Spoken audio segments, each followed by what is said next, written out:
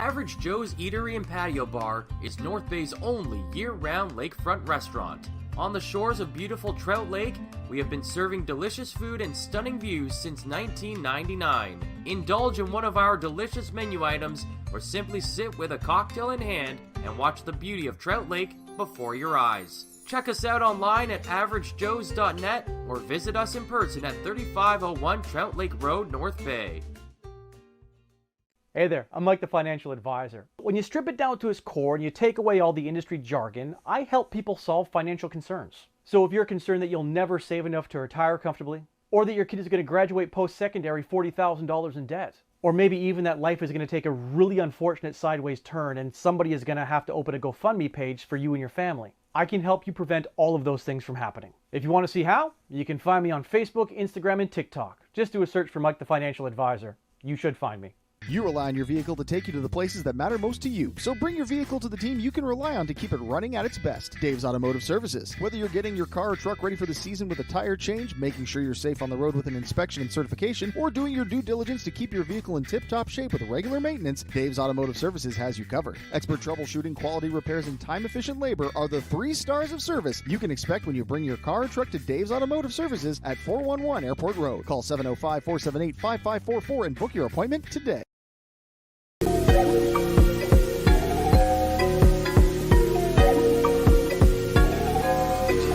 Puck across the blue line. Music.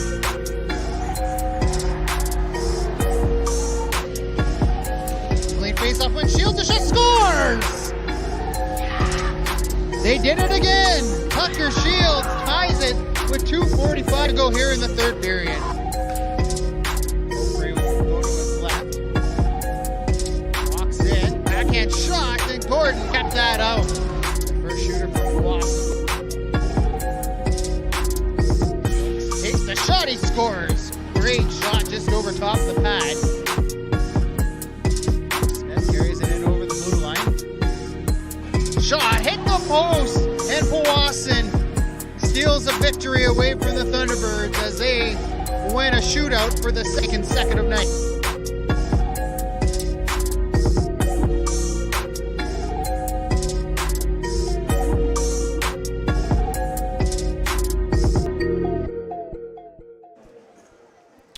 And we welcome you inside the Powassan Sportsplex here on the Frontline Game Day broadcast. I'm Ben Sargent, alongside with me, Mr. Ben Long. Ben, how are you doing? I have my microphone on. Doing pretty good. Happy to be here in Powassan. A good time to be on a Saturday night. It's the Powassan Voodoos hosting the Espanola PaperKings. First time this season.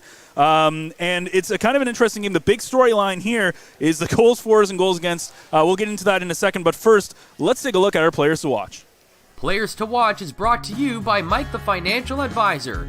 If you have financial questions, he has financial answers. On Facebook, Instagram, and TikTok at MikeTheFA. So for our players to watch, we talked about the goals for, goals against situation. We're going for the 2 main goal scorers for both teams. On the Espanola side, we've got Spencer Horgan, who hails with 18 points. And for the Voodoos, Cameron Lemke, who's up to 6 points so far this season. Yeah, just minor correction. Leading point getters, point getter, not yes. goal scorers. Yes, point getter, yeah. For the case of Espanola, Spencer Horgan is also their leading goal scorer, though, as you mentioned. He's also leading in assists with 12 assists. I mean, to be at 18 points in 7 games is just a really impressive showing, right? Like, that's you don't see guys at that kind of longevity over 7 games to get up to that many points. Unless you're looking at elite players of the game, so that's kind of neat to be seeing. And for, as you mentioned, with the Powassan Voodoos, Cameron Lemke's point-a-game pace looks so meager in comparison. Well, again, we looked at the goals for, goals against. Right now, Espanola, 34 goals scored so far in 7 games, but they've given up 28. On the other side of that, the Voodoos in the 6 games, 18 goals for, 14 against. Yeah, so I mean, in terms of ratios, we're not looking at huge differences. It's just much bigger numbers on the other side. So we'll see how Powassan fares against such a prolific team as the PaperKings if they can keep pace. Well, Daniel DeRoccolo gets the start in net for the Voodoos. He has a .215 save percentage so far, 3-1 in the 5 games he's faced, a .937 save percentage. Of course, him and Kevin Flageau last year kind of had they kind of shared the time in net. So DeRoccolo getting the main he's the main goaltender this year and so far running away with it. Yeah, I mean, he was good last year. He's took some big steps forward, it looks, over the summer this year. He looks very calm in net most of the time. He's making all the saves and not giving up a lot of bad rebounds, and he's there for the ones that he had. But here we have coming up the national anthems. Yep. National anthems.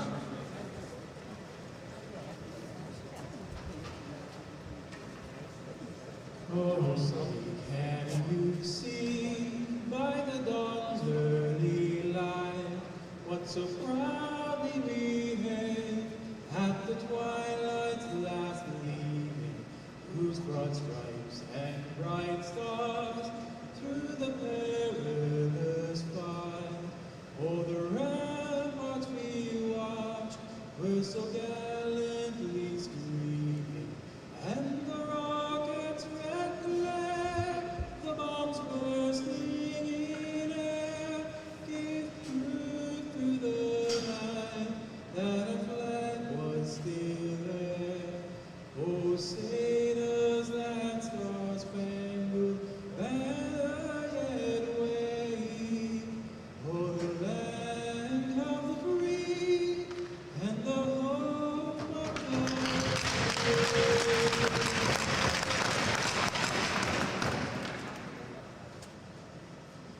Oh, Canada, our home and native land, true patriot God, in all thy sons command, car ton bras s'est porté l'épée, il s'est porté la croix, ton histoire est une épopée des plus brillants exploits. God keep our land glorious and free. Oh, Canada, we stand on guard for thee. Oh, Canada, we stand on guard.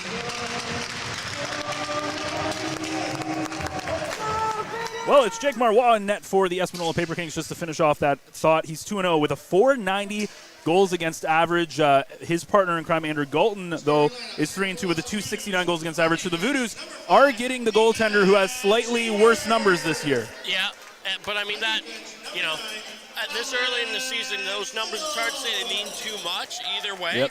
but they're both looking good, right? So that's kind of where we're stuck at, is that they're facing not a terrible goaltender, but they got a fantastic goalie in on their end.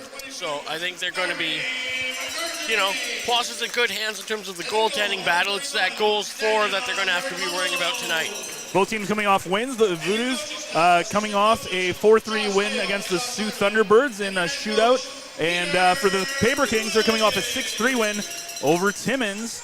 And that was the game after they got absolutely wrecked by the Greater Sudbury Cubs 9-0. And we're just about ready to go as the puck drops. And we are all good to go. It's the Espanola PaperKings in their white and highlighter green. The Voodoos in their home dark green. And now all of a sudden some pushing right out of the gate as the puck's now in the Voodoos zone. And here's a shot from Espanola, and it goes. There's now a lot of pushing and shoving. Another shot coming from the point there from Heineman for Espanola. Now it's dumped back into the Espanola zone. So right off the bat, a lot of pushing, a lot of shoving. There's a broken stick. The puck's gone all over. So as Ferguson brings it in for the PaperKings, and it is brought around by Reese Smetham, and now back coming the other way. The Voodoos try to come the other way, but short for the PaperKings steals it, and it's again back in the Voodoos zone. Both teams struggling to control the puck as it comes down, and it's played by Marois to keep ice as icing was waved off, but now it's sent back to the Voodoos side. So 57 seconds into this game, and it felt like a shotgun start to this hockey game. Yeah, there's just kind of a flurry of activity, but not a whole lot of control by anyone. Although the puck has predominantly been technically in Powassan's end, it wasn't particularly controlled by either team, so it just kind of was bouncing around, bit of a pinball situation, but we line up here for the face-off as Powassan was on the winning side of that icing. Well, it was almost icing on one side, then it wasn't. Now it's dumped down into the PaperKings corner by McClellan. Voodoos holding it in their own zone. They're going to try to get something set up. It's wrapped back around, and it's going to be picked up there by Chase Thompson as Thompson gets hit, and the puck comes loose again. Possession has been something that either team has struggled with here early on in this game as the puck is bouncing around out there, and it's into the close corner here as the Voodoos try to get something out. Here's a shot, and it's stopped by Marois, his first chance at a save in this hockey game. Espanola finally gets it out as Patrick's able to stop it in the zone. He goes off for a change, and now going off to get it is Thompson, battling in the corner now there with Sean Short. Espanola looking to regain possession as they bring it up into the neutral zone. And that's Jack Leans who tries to get it in, but he stopped, and now the puck comes loose. Little was almost there with the interception, but it goes back into the Powassan zone, and there's Siebert. Siebert brings it around, and Espanola now regains possession again. Horgan's fighting with it with Smetham. And it's in, again, continuing to be loose in the Voodoos zone. Voodoos looking to break out, but it's brought back by the PaperKings. The PaperKings able to gain the zone, as that's Signoretti fighting with it, and he loses his balance, and the puck comes short, and now back come the Voodoos trying to break out again, and the puck is again in the neutral zone. It's intercepted, and the Voodoos will try again. That pass just outside of the reach of Justin Russo, and it goes down for an icing call as, again, a little bit of extracurricular after the whistle action between these two teams. Yeah, and one important factor that I believe we forgot to mention in the players to watch, the extra impressive thing about Spencer Horgan having 18 points is he's a defenseman. Yeah, very similar to Alex Little, right? Like when Little was putting up a lot of points last season. Yeah, he's not slouching this year. He's still only 3 games played, he's at 4 points, so Horgan Alex doing well too. Horgan, a big reason why they have over 30 goals so far this season, as there's now 3 minutes gone in this opening period. 1-0 the shots in favor of the Voodoos so far. But I'm sure if they were counting hits, it would be a pretty high number early on in this game, as it's Pethick down, bringing it up the ice to start the rush for the PaperKings. It's now dumped in. It's a dump and chase there from Grant Booth. But then nothing comes of that as the Voodoos look to break out. But now it's the puck's given up. Here's a chance, an opportunity, but the shot is blocked. That was Graydon Guthrie with a great opportunity for the PaperKings, but he's not able to get a shot in on Duracolo. Duracolo was on the Frontline podcast a couple of weeks ago. Him, as long as Jaden Sturge, who's going to make his debut in this game as well. He's coming off an injury from the summer. So if you haven't checked that one out, you can definitely check it out after following the game, as the puck is in the neutral zone. Brought up by Tucker Shields as it's dumped in, and Short has it for the PaperKings.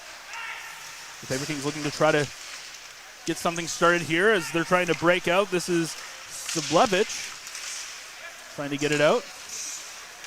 And it comes back the other way. There's Lumpke. Lumpke, a huge hit on Ramperson, but the puck still loose. A shot there from Jack Leans as it goes off the blocker of Marois. Now Leans with it again. Leans, his shot goes high and wide as it deflected up, and it goes all the way back into the Voodoos zone. But what a huge hit earlier there by the Voodoos player. Now behind the net, that's Saucier. Back for McDonald. His shot easy. Glove saved by Duracolo.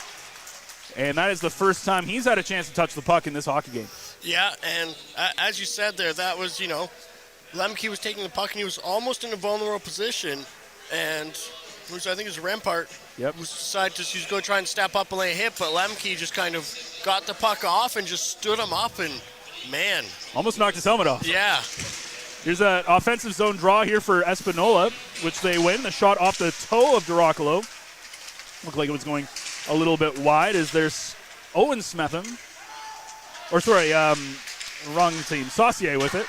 Looking at the wrong sheet there. So now, I'm pretty sure there's not a Smetham that plays for the PaperKings.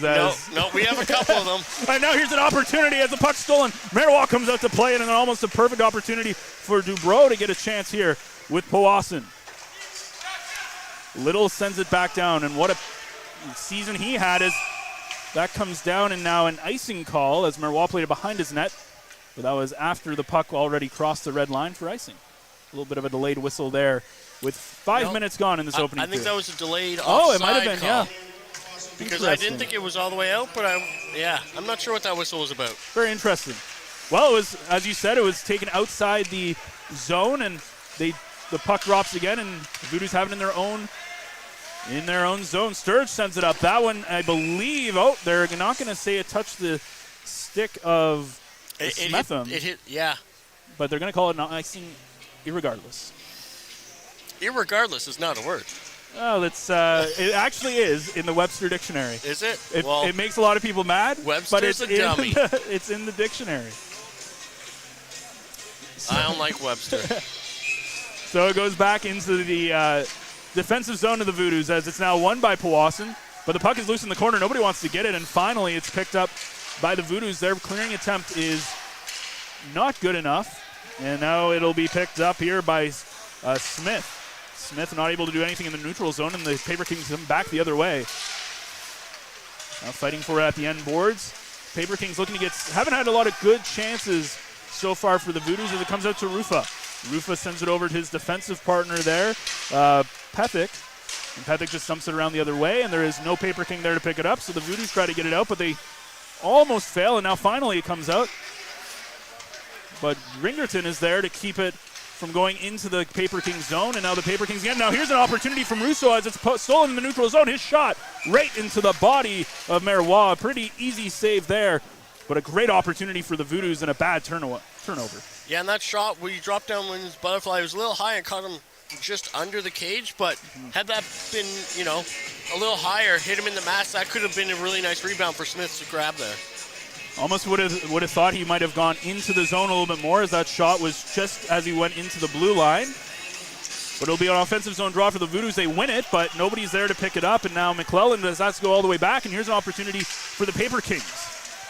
As that was Signoretti who almost got there in front of McClellan, but he's not able to make anything, and now the puck is off the board, and Turner's going to try to go for it, and it's steered by Marois into the corner, and now it's behind the net of the PaperKings with possession. The lead pass is not there. It's offside, so the PaperKings have to redo it, and there was almost an opportunity for McCarthy as he runs into his man, but no call there, and now it's sent all the way back into the Voodoo zone for an icing. And so far, Ben, in this first period, it has really been a lot of back and forth, and both teams are not able to get their transition game going. Yeah, for sure, and last year we saw a lot of Signoretti and Lines playing together for the PaperKings whenever they were playing against Powassan, and they did a really good job of controlling the puck. And fortunately haven't had such control today yet. But yeah, both teams are not doing a great job of controlling. It's a lot of back and forth. Now there's another neutral zone steal from the Voodoos. It just sent back in off the stick of Siebert. And the PaperKings will once again try to get it out of their zone, and now Lemke's there to steal it in the neutral zone, and the Voodoos are going to send it back and try again. There's a neutral zone pass, goes off the stick of a PaperKings player, and again it's now controlled by a battle now in the corner between the Voodoos, and now here's an opportunity as it's stolen. A pass in front, goes back to the point. Little shot is stopped. The puck is loose, and it is in the pads of Marois. I don't think anybody knew where it really was, and now there's a scrum in front of the net. As that looks like it is Sean Short for the PaperKings. And Lemke for the Voodoos getting into it. Lemke doesn't have a helmet right now, but yeah, almost the best opportunity for the Voodoos to open up the scoring. Yeah, that was a good chance with the loose puck there. Unfortunately, they couldn't get their hands on it to put it in the net. But the other side of that is Cameron Lemke's making us look smart on players to watch with that big hit earlier, get in the middle of some action there. He's had a couple good chances or good plays with the puck, at least so far. So, I mean, that's what we expect out of a player like him, though, right? We expect him to be a leader of the offense on this team, and he's a bit of a driver of the physical play as well. Well, speaking of former Voodoos, how about forward Owen Ferguson? We haven't seen too much of him in this game, but how about a breakout season for the PaperKings so far? 4 goals, 9 assists in the early campaign. Yeah, in 7 games, that's almost 2 points a game. That's really good. So as the play resumes, the PaperKings will once again try to get something going here against the Voodoos, but it's just dumped back down, and Siebert is trying to get it. He's shaken off by his man, and it goes back to the point for the PaperKings. The shot comes in. It's stopped by DeRoccolo. And now back in the corner for Dubrow as he's just able to get it out. And McDonald's going to go back for the PaperKings to pick it up in his own zone.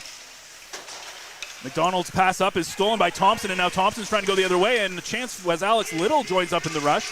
Something we've seen from the young defenseman a lot last season, which attributed to a lot of points in what he racked up. As now it's dumped into the battalion zone, the Voodoo zone, as we're not the right league, and as the puck is now pinned against the body of Paper King and Voodoo players. Now the puck comes loose back to the point. The shot is blocked. Here's an opportunity. Shot scores! The Paper Kings, that is Nicolas Saucier, as he picks up his first point of the season. Oh, 1 second. I'll let you break that down. I'll get right back to you on the... Yeah. So that was a weird bounce off of a shot block in front of the net that just bounced out to an open space, and Saucier happened to be the guy there, and DeRocklo didn't have much of a chance, but it was a perfect shot right high glove side right into the corner. It's his second goal of the season. I didn't realize the stat sheet we were looking at was for the game, not for this season. So that's my fault. But his second goal, second point of the season for Nicolas Saucier, opens up the scoring. Only the second shot, and another big hit from Alex Little. The second huge Voodoos hit that we've seen on the night. But the Paper Kings come out flying, and again, 39 goals now. As here's Saucier looking for another one. His shot goes off the stick of Little and into the corner. So not the start the Voodoos wanted here at the 11-minute mark of the first period. As we played 9 total minutes, the puck right on the Voodoos blue line. Now it's brought back in for Sibylvich. As now they're fighting for it in the close side. Here's Rufa at the zone. Now the puck comes right out. Shot stopped by DeRocklo, as that was off the stick of Jackson Drigo. Now the Voodoos control the puck as they try to come up the zone. Here's Lemke with speed. Lemke coming up. He's got 2 Paper Kings on him, and now a delayed call coming up to the Paper Kings. Here's a chance in front. Shot. It's blocked. It goes into the corner. A great opportunity for McClellan. And Lemke sends it around, and there's McMillan. McMillan sends it back to the point. The shot comes in. It's now loose in front of the net. Lemke's trying to get a skate on it. Still, Paper Kings still haven't touched the puck. It's still a delayed call coming up. Now here's a chance for McClellan. Another shot goes off the arm of Marois. And again, the Voodoos with a big onslaught. Paper Kings just need to touch it to get a whistle, and it's not happening. That's McMillan now with it back to the point. The shot from McClellan. The puck comes in, and he scores! I think that was Thompson who that one in front. As you said, there was a lot of bodies in front of the net, but it looks as Chase Thompson's the one celebrating, and on the delayed penalty call, it's the Voodoos 2 minutes later tying things up at 1. Yeah, and that was, it's always exciting in this building when Chase Thompson scores, because a hometown kid scoring a goal in a junior hockey game, that's what hockey people live for, right? Well, it was this whole play where the puck kept going around. The Paper Kings couldn't touch it. McClellan sends the puck from the point into that mass of bodies, and not much more than Marois could do as we now reach the halfway mark of this opening frame, and it is 1-1. Again, that's something the Paper Kings have done. They've scored a lot of goals, but they've given up a lot as well. Though a lot of those was against that Greater Sudbury game where they gave up, again, a 9-0 drumming at the hands of the top team in the West. So the Voodoos, I almost did it again. The Voodoos will hold it in their own zone, and they're trying to set up their breakout, and here they come across the line. Pass comes over. The shots is blocked in front. A great opportunity there, but it was Chase Thompson who couldn't get a stick on it again, and now the Paper Kings come back the other way. DeRocklo comes out to play it. He's got to be smart with that puck as they had a couple of Espanola players coming after it. Dumps around, here's Lines, leans with it behind it, and now the puck comes loose out in front of DeRocklo, and he's going to cover up for a whistle. And DeRocklo, he hasn't had a lot of action so far, but he's had a couple of interesting plays in front of his net so far. Yeah, and as we hit now the mid-period break, we'll head to a sponsor, and we'll be right back. Tonight's broadcast is brought to you by Average Joe's Eatery. Average Joe's, where we want your experience here to be a happy one. 3501 Trout Lake Road. Well, as we welcome you back in here to the Powassan Sportsplex. It's the Voodoos versus the PaperKings. It's 1-1 here. Goals happening in the last 2 minutes. It came off of Nicholas for the PaperKings. It was Nicholas Saucier scoring his second goal and getting his second point of the campaign for the PaperKings. And on the other side, Chase Thompson tipping home a McClelland point shot to tie things up on a delayed penalty call. And so far, Ben, what have you seen in the first 10 minutes of this opening frame? Realistically, a lot of sloppy play. Not a lot of passes making it tape to tape. And both goals were examples of, taking advantage of a play of a little reckless defensive play by the responding defending teams. But it's forwards taking, it's players taking advantage of opportunities they have, really. Well, Thompson scoring his third goal, 5th point of the season. Now ties him with Lemke for second in goals on the Voodoos squad. Of course, Sucker Shields leading the charge with 4. As now the Voodoos bring it back in the other way. Dubrow dumps it in. Short picks it up for the PaperKings. As now, here's a good big opportunity, a big hit by Thompson. And Thompson has been all over the puck since he scored the tying goal. Thompson stole the puck. He gets it in front. And now the Voodoos try to settle things down a little bit more. Shot from the point is blocked off the tape of Ethan Siebert. And now here's Peters Davies comes in. And his chance, now the puck at the side of the net, but he loses it on the edge of the net. And now a delayed call coming back to the PaperKings as it's touched by Marois, and it looks like it should be a hooking call, which happened back in the Voodoos zone. Yeah, and that was a clear hook that I don't know if you can get around calling for Peters Davy. Going to the box, his stick's still laying on the ice from when he caused the infraction. Which, unfortunately, had a great scoring opportunity just moments before, and then it's whenever you kind of get beat and you feel like you need to try to do something to get back, that's when that blade gets into the body of your opponent. And the PaperKings very lucky this time, though. They did not concede a goal on that as the Voodoos get their first opportunity at a power play. Yeah, they had probably nearly 2 minutes with a man advantage with the last delayed penalty. It almost felt like that, right? Now they get up to 2 minutes here if they don't take a penalty or score a goal. 8:18 to go here in the opening frame. Lemke loses the draw, and the puck comes all the way out. And now Little is going to be chased, but he's being harassed by Booth. The PaperKings doing a good job to press, but the issue with that is they allow numbers to come up the other way. Here's Case. Alex Case just acquired from the Voodoos. His brother Nick Case played for the Voodoos back in 2017-2018. And now they're fighting for it in the near boards. Hoping the puck comes loose at some point, and now it does for Little, and now the puck's going to come all the way back out, and it's going to have to be Shields coming all the way down as he was covering the point for Little, who was pinching in, and now Shields has it behind his own net. He's going to drop it off for Case, and now Shields bring it up. His pass up to Lemke. Lemke, nice little play. He keeps it in. A nice pass over to Little. Little brings it into the zone, and he's not able to pick up his own puck. Now he does, as it's fumbled around by the PaperKings, and now there's going to be a delayed call on the Voodoos.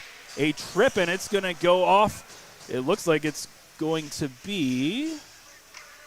Can't tell if that was Lemke's. No, Lemke's going to the player's box. It looks like it's going to be Ryan Patrick's going to get caught.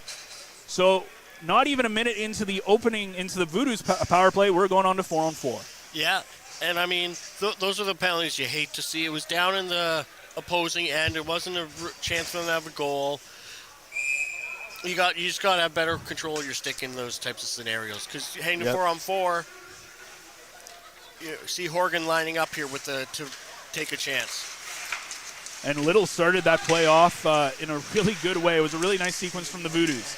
But here come the PaperKings now in the Voodoos zone, as they're now back to we're on 4-on-4 hockey for the next minute and change. Horgan here. Horgan looking to get something to go, but he's stopped by Reese Smitham. Or Smetham, sorry. And the Voodoos breaking out again, but Horgan's going to try to steal that puck there off the stick of McCarthy. Horgan makes a nice little move as he passes it to himself off the boards, but right there is Smetham to stop him.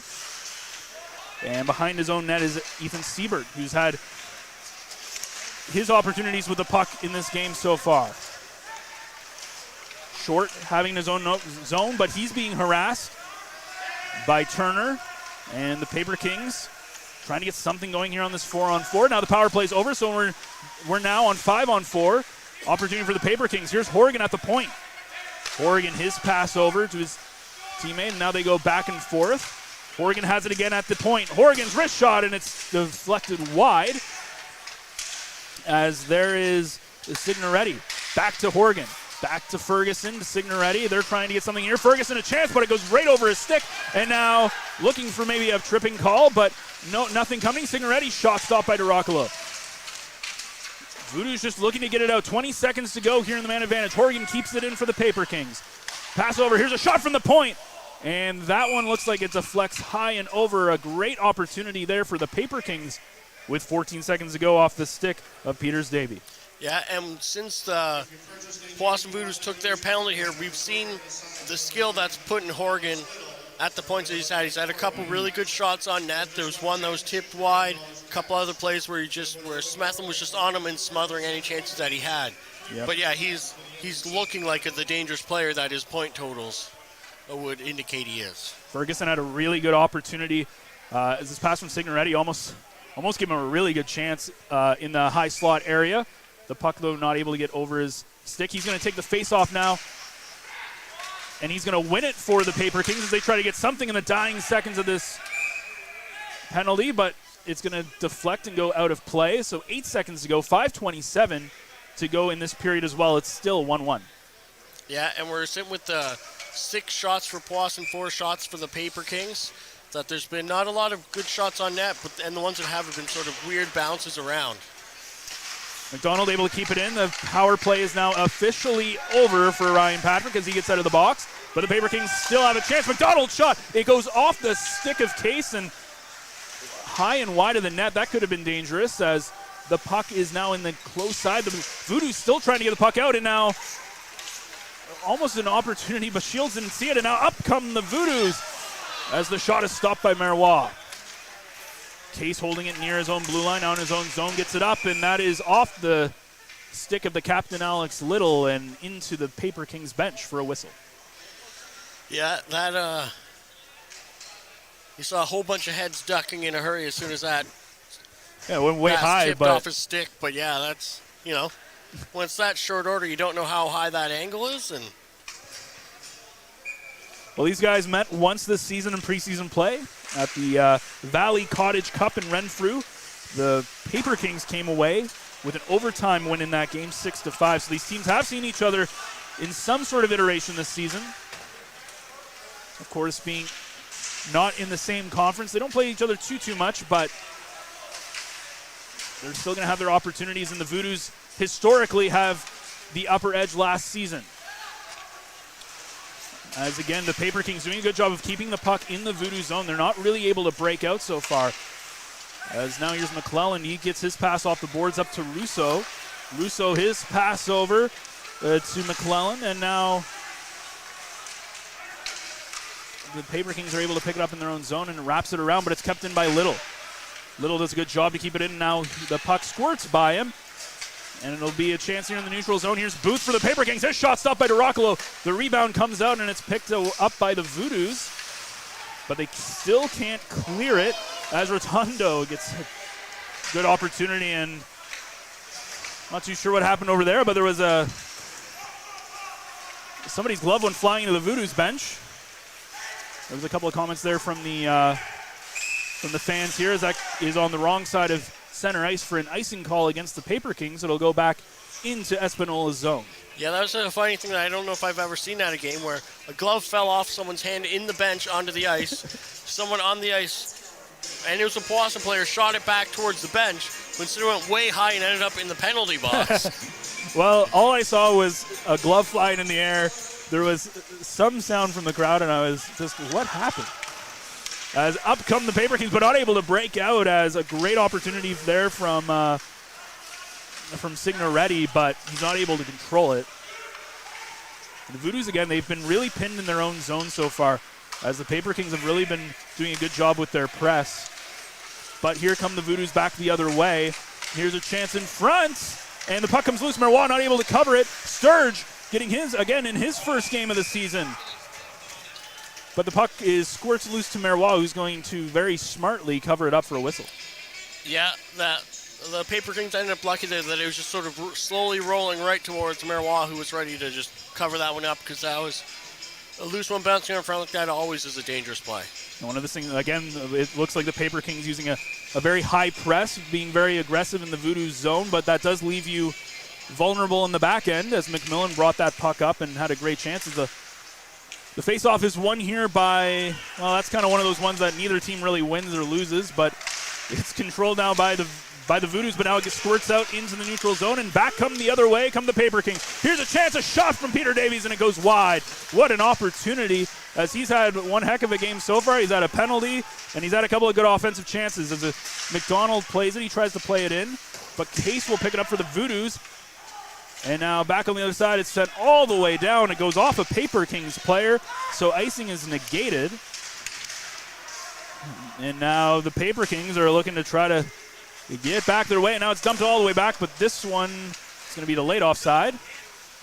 And now big hit from Thompson on McDonald. Puck comes loose, and here's Smith. Smith, an opportunity, comes in, but it's a good defensive play. And now a hit after the fact, but no call, as looks like that was, trying to see who that was, Spencer Horgan, who took a late hit, but no call coming on the play there. Yeah, then there's a few hits late on that play by Chase Thompson, and the ref is over talking to the PaperKings bench. I'm not sure what entirely about, but the puck's still laying down here in the Voodoos end, waiting for the ref to come get it. 2:12 to go here in this opening frame. 1-1, shots 9-5 in favor of the home side. As Russo lines up for the Voodoos to take this draw. And it's won by Russo. Now here's a shot right off the draw by Owen Smetham. And that was shot, and it almost tricked us as it goes off the side of the net on the far side. Almost looked like it went past Marois on a tip. And now he gets pushed. This is going to be a penalty to the PaperKings, as that was Smith who got pushed from behind. They're going to call it a tripping call, and it's going to go off to Siblevich, I believe. We'll see who goes off to the bench. It looks like it'll be... Someone's already there. Somebody's already there, so we'll have to see. It's really... This is the thing with their jerseys. It looks number 14. It looks like... So that would be Nicolas Saucier, the goal scorer. Very hard to see the jersey numbers. Yeah, with that lime green and white on the side. Yep. For those watching on Flow, you'll know exactly what I mean if you can see properly, but we do what we can. Here's Alex Little at the blue line. Little, his shot comes through, but it's blocked. He gets it back as the clearing attempt isn't strong enough. Thompson over to Little. Little, his shot is again blocked. A great job from the PaperKings so far. Here's Case. Another one that's blocked.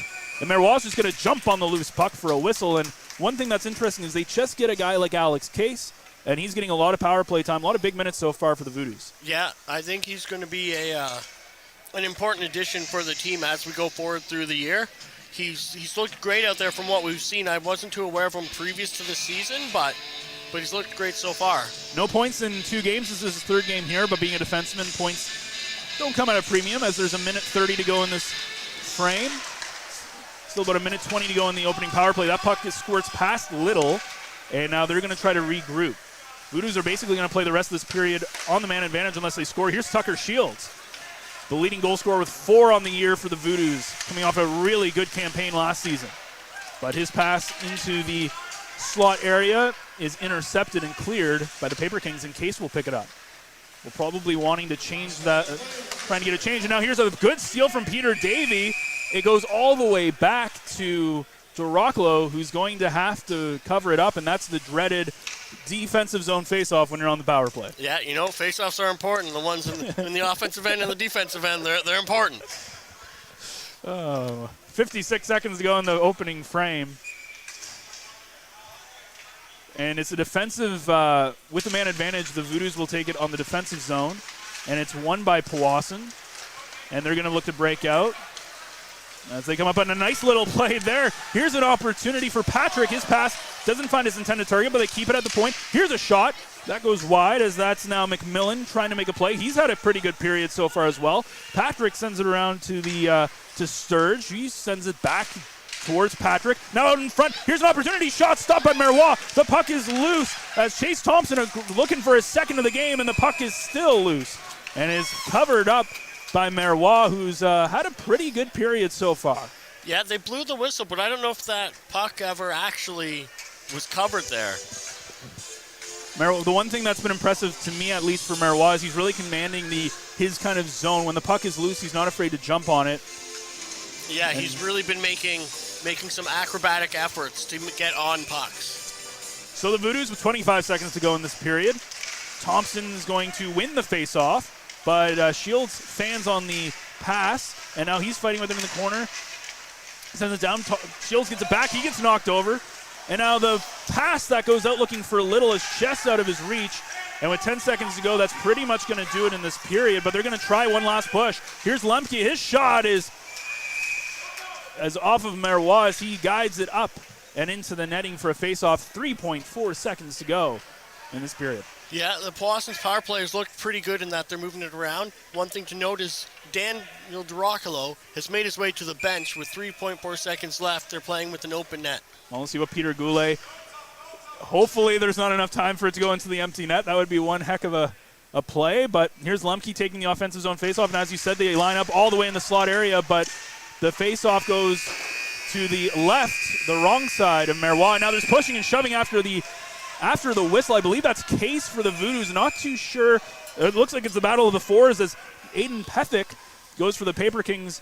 And they're going to come out. The Voodoos will have a man advantage going into the second period, depending on how that shakes out.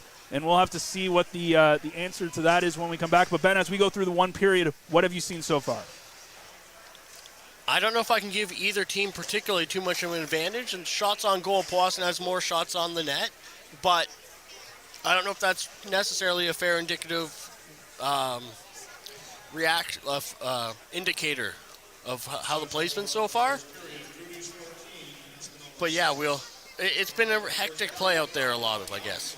So Nicholas Saucier picking up his second of the season to open up the scoring before Chase Thompson tips home the tying goal. It's 1-1, 14-6 the shots in favor of the Voodoos. It's 1-1 after one period. You're watching the Average Joe's Frontline Game Day broadcast here. We'll come back for the second period after this.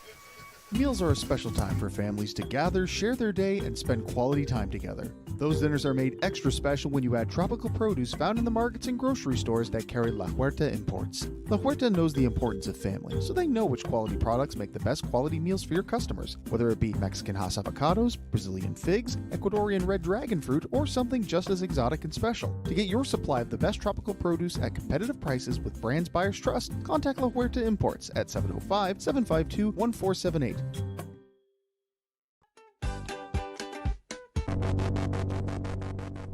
Barry! Huh? I told you not to be scaring the customers. Hey, Barry, come on in for a bite. And bring Brianna with you.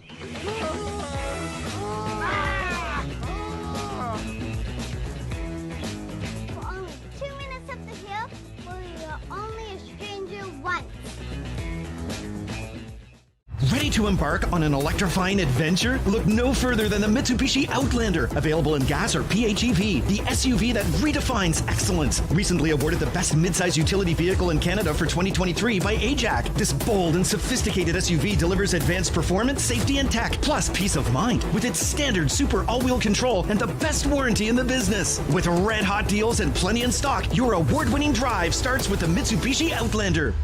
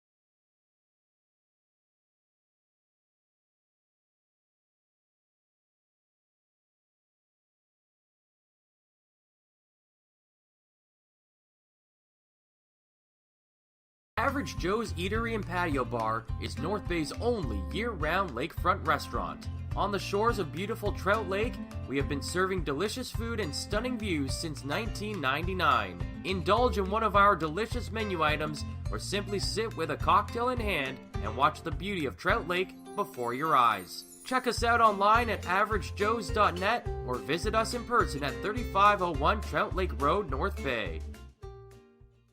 Hey there, I'm Mike the Financial Advisor. When you strip it down to its core and you take away all the industry jargon, I help people solve financial concerns. So if you're concerned that you'll never save enough to retire comfortably, or that your kid is going to graduate post-secondary $40,000 in debt, or maybe even that life is going to take a really unfortunate sideways turn and somebody is going to have to open a GoFundMe page for you and your family, I can help you prevent all of those things from happening. If you want to see how, you can find me on Facebook, Instagram, and TikTok. Just do a search for Mike the Financial Advisor. You should find me. You rely on your vehicle to take you to the places that matter most to you. So bring your vehicle to the team you can rely on to keep it running at its best. Dave's Automotive Services. Whether you're getting your car or truck ready for the season with a tire change, making sure you're safe on the road with an inspection and certification, or doing your due diligence to keep your vehicle in tip-top shape with regular maintenance, Dave's Automotive Services has you covered. Expert troubleshooting, quality repairs, and time-efficient labor are the 3 stars of service you can expect when you bring your car or truck to Dave's Automotive Services at 411 Airport Road. Call 705-478-5544 and book your appointment today. Well, we welcome you back into the Powassan Sportsplex here. It's the Voodoos versus the PaperKings in a 1-1 tie. And as we left the first period, there was some penalties that were called. We finally have some clarification on that. It was Alexander Case and Aiden Pethick are going to go off for roughing. I believe they're probably coincidental. I would imagine that it's not going to affect the amount of people on the ice. The Voodoos still have a man advantage, or they should. For seconds. I'm not sure how many, but it is in the seconds. Because of the whole Zamboni, we can't quite see the home, the visiting penalty amounts that are left. I'm Ben Sargent alongside with Ben Long. And if we take a quick look at that first period, it was Nicolas Saucier scoring his second of the season from Dario Cecchino, and then quickly tied back up by Chase Thompson with his third, a tip off the off of Matthew McMillan and Cameron Lemke getting the assists on that one. It was Blake Peters-Davy going off for hooking in that period as well. Ryan Patrick had a tripping minor, and Nicolas Saucier went off for tripping as well at the tail end of that period. Ben, what did we see so far through 20 minutes? Not a lot of great control by either team, but we've seen a lot of them getting some good chances as a result of the not great control and the puck bouncing around. Both sides have had some pretty good chances here. Just to follow up, it is 7 seconds left in the power play. There you go. And, yeah, I only know that, not because I can see through steel, but because the penalty was taken at 18:07. Well, look at you doing math. We don't do that on this program. We don't do that here. No, we do not. And one thing that we have noted, if we quickly take a quick look at a guy like Spencer Horgan, who we were talking about earlier, if we take a quick look at our players to watch, looking at Spencer Horgan, he had a couple opportunities, but nothing really super impressive so far in the first period. Yeah, the best that we saw him look was in the 4-on-4 into the Espanola power play. Yep. He really looked like he was controlling the puck well. Reese Smetham was particularly on him during that period of time as well. A lot of parallels to Alex Little when you kind of watch the two of them play, right? Yeah, Alex Little might be a little quicker than Little even, I'm not sure. But, and yeah, Little's not a slow guy. He's one of the quicker Voodoos. And Horgan is just, he might be even a couple steps more, I'm not sure. Cameron Lemke on the other side, though, and already a point in this hockey game off that tip. It came interesting. It came off the stick of McClellan from the point, but it's McMillan and Lemke getting the assists on the Chase Thompson goal. But Chase Thompson, speaking of him, also looked kind of dangerous as well. Yeah, I mean, he's always looking good out there. He's always getting to the dirty spots, and that's sort of where a lot of it thrives. It's not so much that he's one of the fancy talents, but he's willing to do the things you need to do. And the puck drops here for the start of the second period. Espanola wins the faceoff again. They're down by a man for seconds here. And now here's a quick opportunity for the Voodoos. Here's a shot, and it kind of rolled off the stick of Zach Turner as he was not able to get a good opportunity. And Marois was almost tested here super early, but the Voodoos still have it as the power play is over. We're back to 5-on-5. Again, those coincidental roughing minors mean that there is no man disadvantage here as Alex Little has it. He'll play it up, but his pass goes up to Horgan, and now Horgan comes up the other way. Horgan looking to make some magic happen. His shot, good save by DeRoccolo. And the PaperKings now have possession in the Voodoo zone. Shot goes high and wide, and now goes all the way out back into the PaperKings zone as Peters Davey goes after it. He was playing back to cover for Horgan as now the PaperKings go off for a change. Peters Davies gets the puck up. He's looking for Lines. And now Lines runs right over the referee as he was trying to get around his man. I believe that's Tucker Shields. Oh, no, sorry, that's McMillan. And now McMillan, an opportunity in front. His shot scores! What a shot from Matthew McMillan. And how about that to make it 2-1 here, $1:10 into the second period. Yeah, and right after the goal, there was a collision away from the play in front of the net between Sturge and one of the PaperKings. I didn't see who. But yeah, these PaperKings are running all over the people they're not supposed to be hitting right now. Well, he tried. It was trying to get to McMillan, but he runs over the referee instead, and then McMillan's able to follow that rush all the way back. There's a smile on the referee's face there. I'm sure that's going to feel that one tomorrow. And McMillan with a great shot. It was a great feed as well.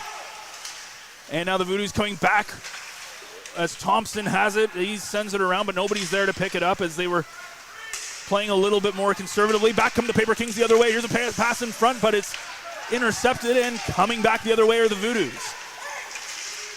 Bringing it up. There's a chance, and that shot is blocked. That was DeBro bringing it up for the Voodoos, and he sends one off to Rampersand, and now Rampersand's holding his shoulder as he took a big hit from Little. He goes off. So we'll have to keep an eye on that. Number 8 for the PaperKings, and shot comes in front, but it's blocked off the captain, Alex Little's pads, and now Rufa takes a shot from the neutral zone, easily steered aside by DeRoccolo. Voodoos bring it up. DeBro trying to make that play off, but can't get by Rufa. Another shot from the neutral zone goes right into the padding of DeRoccolo, who's going to hold on. Now 16-8 shots in favor of the Voodoos. I don't know if they included those last 2 shots from the neutral zone. Yeah, but I don't know. Either way, but Rampersand, someone we're going to have to keep an eye out for the PaperKings. He right on immediately went back to the dressing room area off the bench with the trainer. He looked like the way he took that hit in the shoulder is, far be it for me to try and diagnose an injury from this far away without any contact with the player, but it looked like almost like a separated shoulder. Yeah, so it looks from here, I believe it was Little who hit him, and he got him right in the shoulder, right at that joint. And as soon as that hit happened, he immediately grabbed it. I think Dr. Ben, I think you might be right on that one. I have taken my trainer's course, so. The puck comes loose in front. The PaperKings looking to tie things up again. Ferguson sends it back, but it's intercepted, and the Voodoos come back, and here's Smith trying to make something plays, but he falls down, and now the PaperKings bringing it up the other way. The pass in the neutral zone, I believe it hit off the linesman, and they're trying to break into the zone, but they'll just dump it in. And now a pass comes up all the way onto the stick here of Smith. Smith looking for help. He gets it in the form of Smetham, but it goes right into the glove of Marois. Yeah, and we've seen a lot of not risky chances, but at least good chances on behalf of Smith so far. Dubroy's really shown his speed. He's a speedy guy, newcomer for the Voodoos. Yep. A lot of times it's older guys that are stepping up, but it's some newcomers for the Voodoos that are really stepping up this year. Rotundo there tries to send it in, but it's knocked down, and now it's Turner who finally sends it into the PaperKings zone. Again, a lot of dump and chase in this game so far, a lot of trying to pass the puck through the neutral zone versus carrying it. And the Voodoos break back in as this is McCarthy into the corner. It runs out for Rufa. Rufa brings it back the other way for the Espanola. His pass is off the stick of his teammate Guthrie, so he stops the icing call from happening. Guthrie fighting in the corner there with a couple of Powassan dark green jerseys. As now play comes to a standstill here as the puck is in the corner, and now somebody looking to break off is, I believe, the Saucier's in there as well with Guthrie. A lot of green shirts are in there for the Voodoos, but they're going to break out the other way. The pass that was intended over to McCarthy misses his mark, and Cecino Tries to bring it in. He gets a little shove from Turner. And now McCarthy takes a hit from Cecino, but I think Cecino got it down. Now Turner, a hard hit on Guthrie behind the play where the puck was nowhere near him. And again, the official didn't see that, and there's no call, and he'll come back all the way for icing. And we've seen that a couple of times in this game where there are some hits behind the play that the puck's nowhere near, and there's no calls coming on that side. Yeah, and Guthrie was looking sort of injured and is now headed back to have a look at by the trainer off the bench area. So that means Guthrie and Rampersand, 2 players for the PaperKings out. And now a penalty going to come off as that goes, as it looks like that was Zach Turner, who got tripped up by number 22, who is Peters Davey. Now his second penalty he's taken in this hockey game. Yeah, when we saw that out of him last year as well, is that he's a player that plays on the edge, and when you play that way, sometimes you step over the line a little bit. But yeah, that was a dangerous play with that trip, with the way he fell into the boards. That could have been an injury for Powassan. So 15:41 to go in the second period. The Voodoos will get another chance on the power play. They have had their opportunities, but they're looking to make this now a 3-1 game as it comes out for Case. Case, his shot stopped by Marois. Probably wanted a couple of more bodies in front. Case looking maybe for Shields here. Puck comes all the way out to the neutral zone, and Little will have to play it and regroup the Voodoos power play. Lemke sends it in. Dumping and chasing Russo, playing it with Shields. Russo and Shields in there. Shields now has it. Back to the point. Case keeps it in. Shields now sends it down for Russo, but it goes past his stick. And now Little's going to try to keep it in, and he's just able to. So now Little's going to try to captain that power play here. So Little sends it over. Case, the one-timer shot blocked. Another chance. Marois, I believe, got his body on that one. A great chance from Russo. And Russo has it again. He's got Lemke in the slot. He passes it back to Little. Little shot high and wide. The puck comes loose. It's batted away by Marois. Little still has it. The Voodoos are really trying to extend their lead to 2. Little's been all over the ice here as his pass looking for a target, but no one was there for the Voodoos. It comes back out. Case is going to try to play it back. Now McMillan has it in his own zone. They're going to try to regroup. Everybody goes off for a change, so the second power plays out. And now McMillan's pass goes off the body of Signoretti. And the Voodoos are going to try this again with under a minute to go in this power play. McMillan, the man who scored the second goal here in the opening minutes of the second period. He sends it over there for McClellan. McClellan tries to send it in, and now here's another opportunity. A wide open net for Patrick, and he couldn't get a good chance. Patrick almost had a wide open net to pot in the power play goal, but he wasn't able to connect. Now McMillan back to the point. Now shot from the point, but that goes wide. McClellan trying to keep the puck in. Espanola just trying to get it in. The clearing attempt's a bad one. McClellan keeps it in.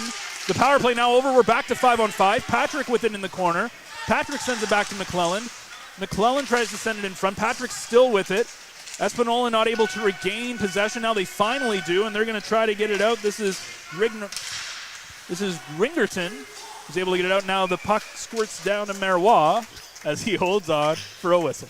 And that was a little bounce there that Marois had to face there. The puck was kind of flipped in at him, and it bounced, and fortunately for him, it went right into his body as opposed to off to a side, forcing him to make an extra save. We have Russo in at the face-off here, and the PaperKings win the draw. Well, Ringerton brings it up along. He looks, he's onside. Looked a little offside from this angle, but he stays it in now. A chance in front, and there was almost a perfect opportunity for Pethick. And now another chance in front, and the puck is going to get blocked by a sprawling PaperKings player. And again, Marois there just to cover it up. Now 19 shots he's faced in this game. Now 20 shots. I guess they're going to count that one as a shot. So 20-10 now, the shots in favor of the Voodoos. Yeah, and Smith was almost away with the puck there on the breakout there. But the PaperKings defenseman, I didn't see who it was, had missed the play. And as he was down and out, took a last swipe at Smith and stopped him from getting a clear break. Tucker Shields wins the faceoff, goes back to Rotundo. His pass almost snuck through Marois. He definitely did not see that. And now again, he's just going to jump right on the loose puck as There's some jawing here between the two teams. Even though they're in different conferences, there's definitely some thoughts between these two teams. And even though they're in different conferences, the way the schedule worked last year, and I believe it's the same this year, is there's some geographical considerations for who they play too, and with Espanola being just on the other side of Sudbury, we do see them a bit. Very similar to, of course, Greater Sudbury Cubs. Yeah. Another team that they see quite a bit. As the Voodoos regain possession off the draw. They're just trying to keep it in. Now the PaperKings are going to come back the other way, but that pass does not quite go. They're going to wave off icing, so the PaperKings are able to keep it alive.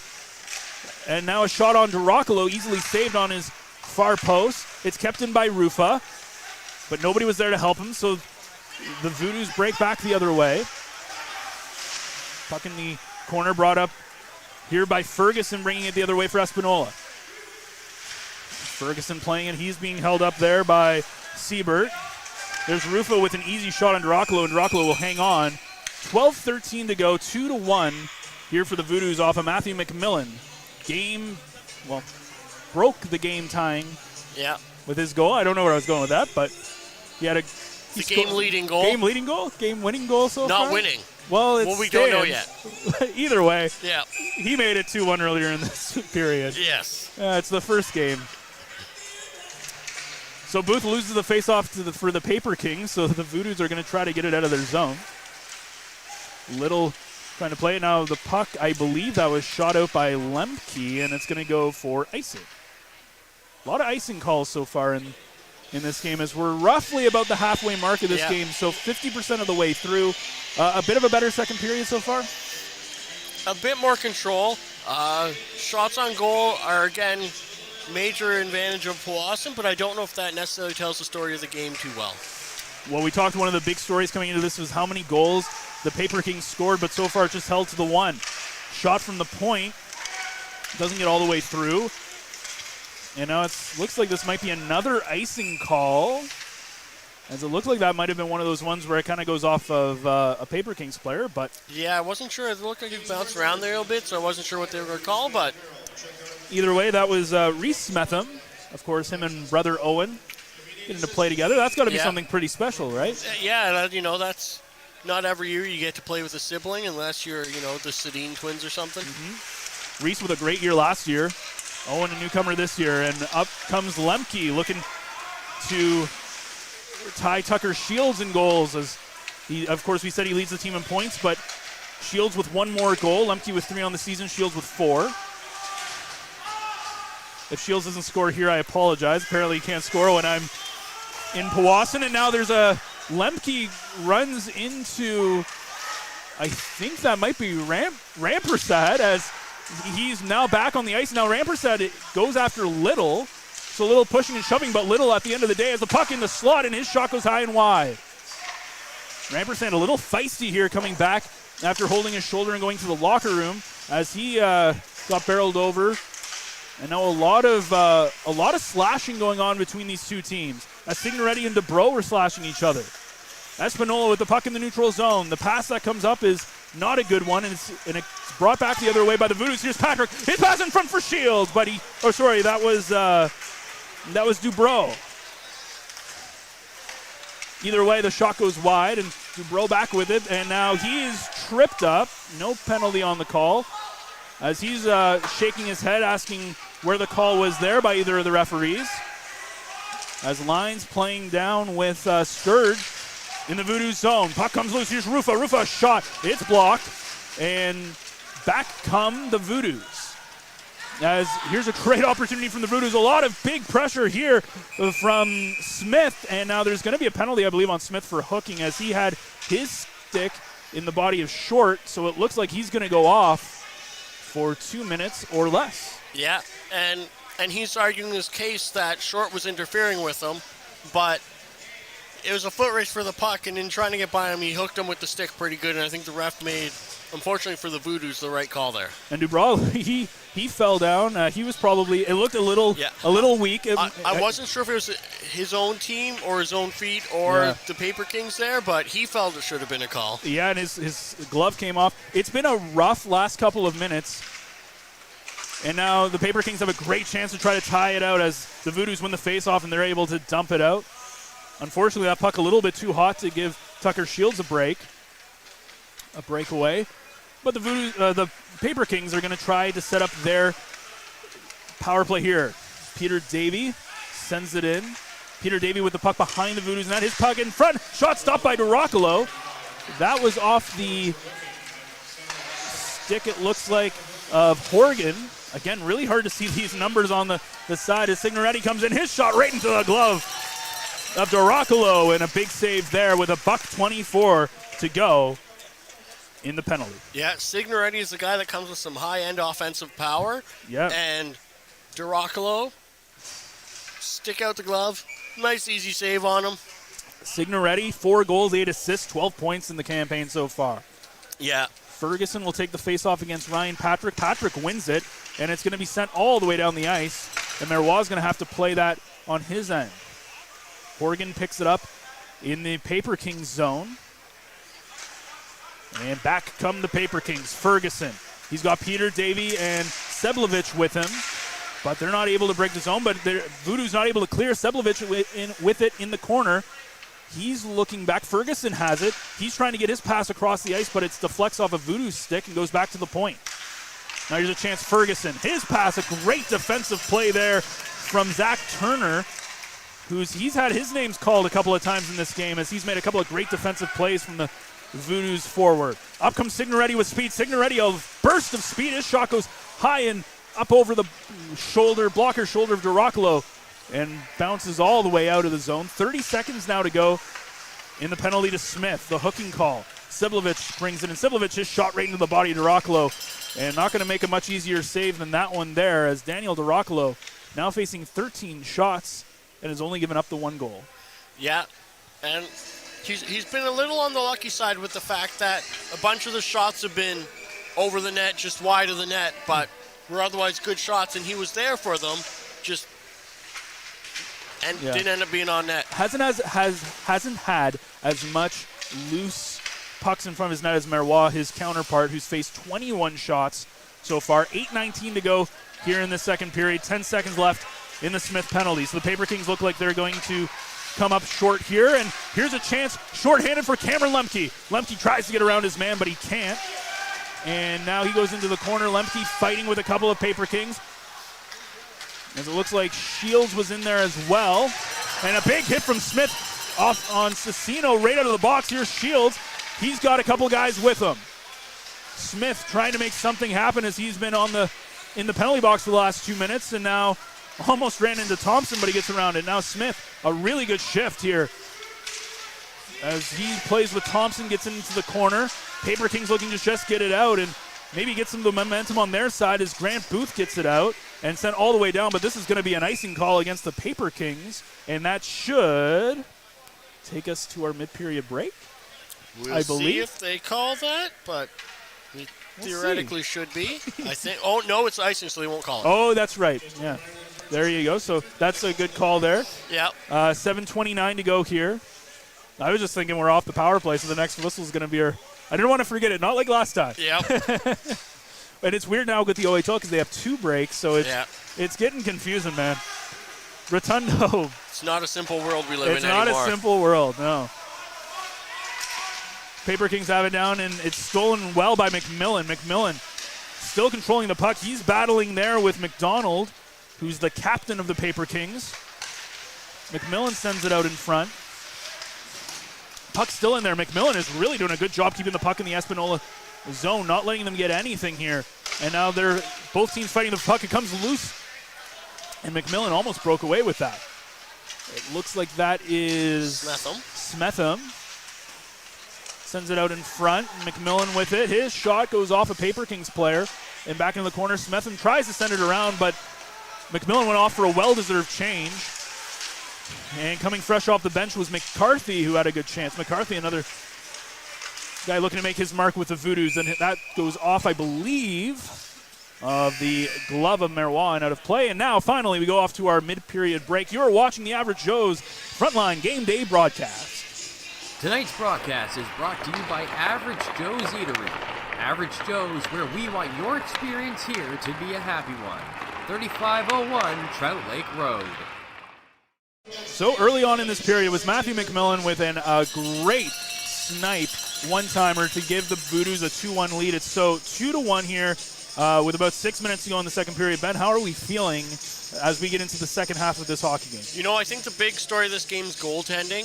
Duraco hasn't faced a whole lot of shots, but he's looked really good. The one that got by him was sort of a fluky scenario that led to a good opportunity for the PaperKings, but he didn't have much chance due to the scenario.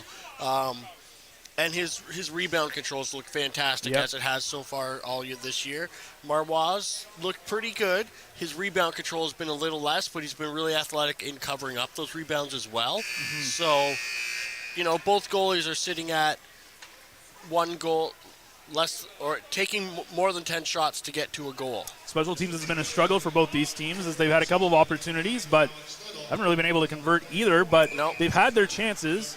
I mean, Powassan's first goal wasn't technically on the main advantage, but they did have an extra man on the ice due to the delayed penalty call, which was an extended one. But that's the closest that we've gotten to. Yeah. Lemke almost made us look like a genius again for our. With a shorthanded chance with there. With a shorthanded chance. So it'll be back in the Espanola zone, and the faceoff won by Shields as they're trying to keep it in the zone here. Shields fighting with the puck. He comes loose to Sturge, who's playing up. Case can't keep it in. Back come Cecino and the PaperKings, but Cecino's neutral zone pass is stolen by Shields. Again, with Shields, we haven't seen too much of him offensively today, but here's an opportunity. Love to see him get a couple more shots here, but I guess I'm just cursed when it comes to that. As Rufa's shot off the blocker of Duracolo stays in play. Back the other way for the Voodoos. As that's brought up McCarthy. His shot goes off the skate of Pethick. And Rufa now behind the net to his partner Pethick. Trying to get it out for the PaperKings, who really have not been able to find their passing in this neutral zone, as the pass can't find Cecino, and it goes all the way down for icing. Yeah, and as you alluded to there, a running joke inside the broadcast is that Tucker Shields is not able to score goals when you're here. Yeah, I don't know what's happening. At one point last year, you'd done a couple games, and you're like, I don't know what, like... He scored once. There's been one goal that I've been here for. Yeah, he's like, I don't see what this deal about Tucker Shields is. Yeah. Like, he scores all of the goals. I know. I haven't seen him score a goal. Yeah, and I remember when he scored, Peter Goulet, head coach, who we've had on the podcast a couple of times, pointed right at me. I didn't even see it, but apparently he pointed right at me. He got a haircut, too, looking sharp, Peter. I know you're probably not going to hear this, but, you know, you never know. Either way, 5:39 to go in this period. The Voodoos would love to add just one more to really have a nice 3-1 lead going into the third, and with the way this game's going, that might be enough. And they try to get one to McMillan, try to get it in front of the net to Smetham, but Smetham's shot goes wide. And now here's another opportunity for Lemke, but the puck squirts loose, and again, Marois not afraid to cover up the puck. It's going to be another offensive zone draw for the Powassan Voodoos. Yeah. Yeah, the players, both of our players to watch have looked good out there. Lemke consistently over the whole game. Horgan's been kind of invisible when not on the power play, though. Yeah, he's been sort of streaky, because there's a few plays where it wasn't power play where he looked really good for a few shifts there. But yeah, both of them have, we've seen why they have the numbers they do. I've called Lemke's name more than Horgan, though. So it's just one of the things that's been kind of interesting. But as you said again, they now I don't know if they faced a goaltender as good as Duracolo. That might be some of the issues as well. Powassan, a very good defensive team. As the puck is covered again by Marois with 5 minutes to go. When you look at the Voodoos again, they've only let up 14 goals so far in the handful of games. And the other side is that leagues like the NOJHL, you get some top heaviness where your better teams in the league are considerably better. If you have 3 or 4 games against one of the bottom end teams, and you happen to score a lot of points in those games, especially in the early part of the season, it can really add up disproportionately. The Voodoos trying to keep it again. There's Horgan with it in his own zone, trying to get it up. But again, the PaperKings just have struggled getting the puck through the neutral zone. As Line sends it in, the puck goes off the glass, kept in by Horgan. But now come back the other way. Here's an opportunity from Thompson. He had one man to beat, and he couldn't. McDonald, a good stick on that to send it out of play with 4:31 to go in the second period. Yeah, and a key to being a good defender is that active and quick stick, and we have seen that a lot out of them. A lot of times Powassan breaking and trying to make passes across, and they're getting interrupted by sticks of the PaperKings. So Rousseau will take the faceoff and win it as it comes out, and I don't think Signoretti saw that puck at all, as he would have had a great chance to break away, and a missed opportunity for Espanola as Lines brings it around for Rufa, looking for Peter Davey. He's able to get it out, but nobody there to get it, so Alexander Case picks it up for the Voodoos in their own zone. But he's getting chased, and now a great opportunity for the PaperKings, but the puck squirts out, and Dorocolo wisely covers up, and Case almost gave the PaperKings a really good opportunity. Yeah, that was a great forecheck by Signoretti to be right on him and cut off his pass as well. So he had nowhere to move the puck and no one to move it to. So 4:09 to go, 2-1 the score for the Voodoos. 25-14 the shots in favor of Powassan, though a lot of those shots have been kind of some dribblers that have found the front of the net.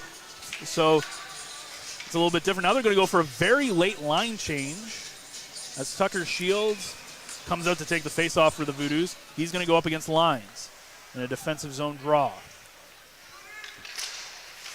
Again, if you're Espanola, you'd love to tie the game before the end of the period. If you're Powassan, you'd love to get just one more by. That puck is not going to be high stick down by Signoretti. A little surprising there. Signoretti will, as here's Tucker Shields battling it with Signoretti. Voodoos definitely have a size advantage, though. There's a couple of guys like Signoretti and Saucino for the PaperKings who are a little bit smaller in stature. Yeah, they have a couple bigger guys as well, but they do definitely have more than their share of smaller guys. But they lack in size, they make up in speed and aggressive energy. 100%. I've seen Signoretti. He's been a guy who's been throwing the body around a lot. And now here's McCarthy. The puck was loose. His shot, though, is blocked off of the stick of Pethick. And fighting now in the corner with Sean Short. Puck comes loose, and there was a good chance for Russo. There's Siebert. Siebert's pass in front to Lemke, though. It gets stuck in his fake, and now here's Signoretti the other way. Signoretti looking for some help. His shot goes off the stick of Alex Little. Will go out of play for a whistle. Yeah, and Signoretti is one of the, in the league, there's not a lot of players who played Major Junior, but he has some Major Junior experience, and you definitely see it that he's used to seeing the game at a higher speed. As you said, it looks like it'll be Saucier, the goal scorer for the PaperKings, taking the face-off the other way for Powassan. It looks like that will go to Ryan Patrick. He wasn't even sure he was going to take the face-off, but he decides he's the man for the job, and he wins it. As it was him and Rotundo who were talking who was going to take it. Here's Patrick trying to break through, but he's not able to get there, and back come the PaperKings, but it's stolen in the neutral zone, and here come the Voodoos with speed. Dubois, his pass in front is blocked nicely there by Ruffa. And it comes all the way down for an icing call against Espanola. Another icing call goes against the PaperKings with 2:45 to go. Yeah, and though Dubois, early in his NOJHL career, he was an AP last year for the Voodoos, so we saw a little bit of action, but he also played for Sudbury's AAA team. Was it the Sudbury Nickel City Capitals, something like that? Yep. I forget what it is. So we saw him lots in that too, and his speed is fantastic. The Voodoos have one associated player on their roster sheet in Reed DeBox. He's had 2 games for them. He's not in action here this evening. The only associated player on either roster sheets, unless GM Christophen lied to us on these roster sheets. So that's all we can see. And now an opportunity for the PaperKings as they have a rush the other way, and in transition, back come the Voodoos. Here's McMillan, just able to stay on side. Was his line partner. Now in front, Merwal, the puck goes in, and he scores! Not too sure how that one slipped by Merwal, but that's Reese Smetham, and now there's a PaperKings player in the middle of Powassan's celebration.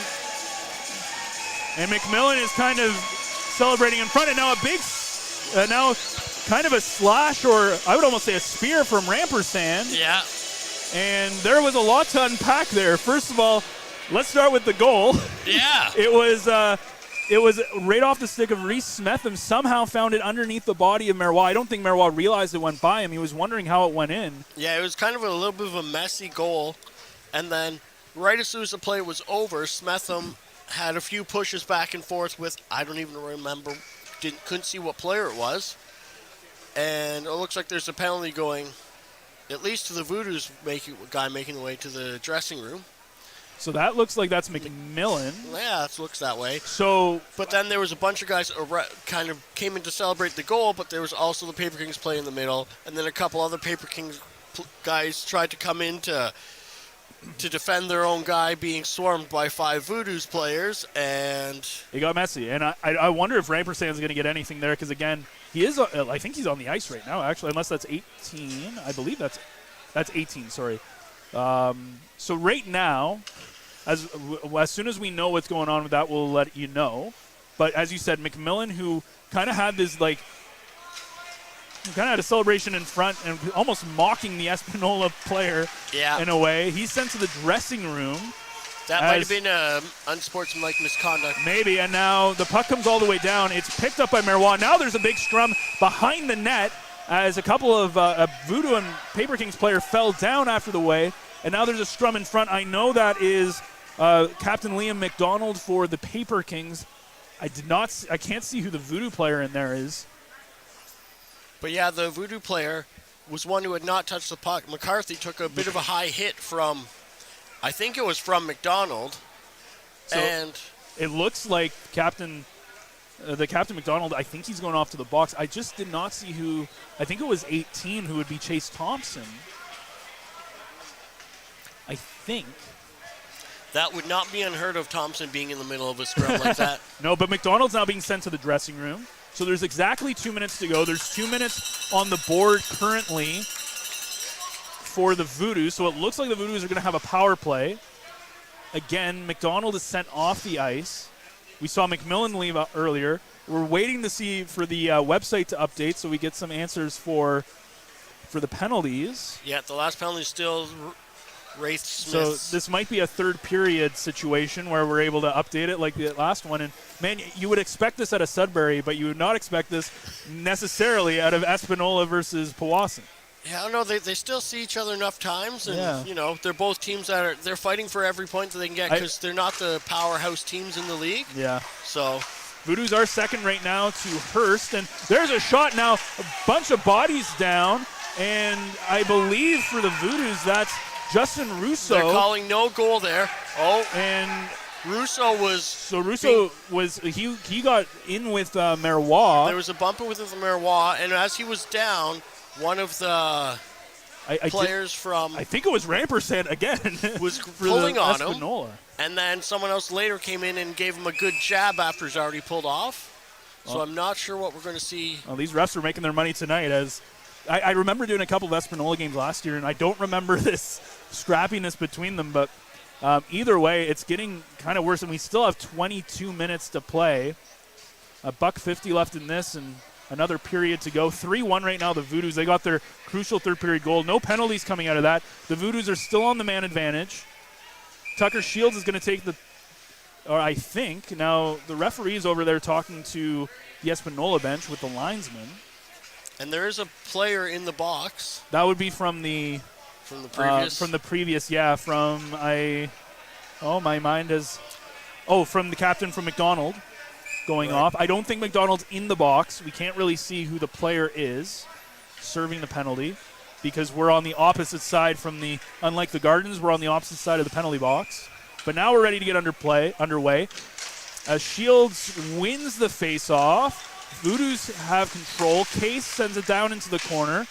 It's now getting really rough as Russo and Marois gave Russo a shove in front of the net. The puck comes all the way back to the Voodoo zone, and Duracolo leaves it there for Case. Case brings it up. His pass into the neutral zone is to nobody. And now it goes off the skate of Case, so Case will try it again. Again, the PaperKings really pressing here. And now back come the Voodoos through the neutral zone. Shields has it with Russo. Russo to Shields. Shields, he's got Lemke too. His shot goes off, is blocked, and now Shields gets hit hard there by Signoretti. Puck comes loose to Case. Case's shot. It's stopped. It goes in, and it goes in. And now Marois is getting into it with the Voodoo player. With Russo again. It's Russo, so they had a lot of... Marois and Russo are not friends at this point. And I think the referee motioned, for Marois. I think Marois might be getting kicked out of this game. He might be. Russo scored that goal, and Marois jumped on him. Yeah. Oh, no, maybe it's not Marois. It is. There's an Espanola player, very animated. Peters Davies, it looks like. So it's Rampersad, who we've talked about. He's had his issues. He's being sent off for, I believe, unsportsmanlike was the call. He was very unhappy after that goal call. He was yelling at the ref, trying to get to the ref, and the linesman was holding him back. So Marois, again, gave a little bit of a cross-check to Russo, who they've had there in the last... Well, it's probably been about 5 minutes of real time, but 1 minute of play. Yeah, I don't know if it was sort of a cross check is what I saw as more of a kind push. of like a blocker right to his head on the ice. Yeah. Either way, I don't know who scored the goal because the puck just kind of. Russo was the one credited the goal. Oh, okay. So Russo's credited the goal. To be honest, from our angle here, the puck just kind of came in. Oh. Now we're getting some official scoring here. 8 Russo. So Russo's going to get the goal here. Kind of hard to see from our angle with a lot of stuff going on. The puck ends up going in the back of the net. The Voodoos are up 4-1 with 1:08 to go. The last probably 3 minutes of game time feels like the ending of a basketball game. Yeah, or a football game or football something. game. It's probably been about a 10 minutes to play, maybe 2 minutes of hockey. Yeah, it's been a bit of a slug here. Either way, for the first game that I've called, what a game I decided to call. Yeah. It's been. Yeah, welcome to Powassan, Ben Sargent. Yeah. Still waiting for Tucker Shields to get his second goal while I've been in attendance, but, I'm sure it'll come in time he puts enough of them in the net that. That's why I'm not allowed to do as many games as that's why you're not here as much. Shields keeps me out of the building. I'm only here because it's baseball day today. And Courtney would not otherwise let you be here. Courtney and Matt are gone. They're doing that. I believe they're going to have some stuff maybe on our socials. I think. I know they've been doing a lot of stuff with that. I think they're doing some banana ball. They were very excited. I think Brad Brooks is also there as well. Yeah. Jacob Brown, who's been on this broadcast before. But yeah, they're doing a lot of interesting stuff with the socials there. I believe they'll have some interesting stuff out of the banana ball game. I think all three of them are playing in that. Matt and Courtney both played earlier today. Yep. And I think Matt... He also said something about he's doing... Oh, wait, no, that was a different day. Never mind. Don't listen to me. Either way, it's 4-1 Powassan. They've scored 2 goals in quick succession in the last 5 minutes. And out of all of this, there's no penalties, or at least no men in the box now. And we'll wait and see when the scoreboard updates to see if there's anything. And once we get to the start of the third period, we will give you a debrief on all the things that have happened here. Yeah. And as we said, Justin Russo getting the goal. Getting credited with the goal there.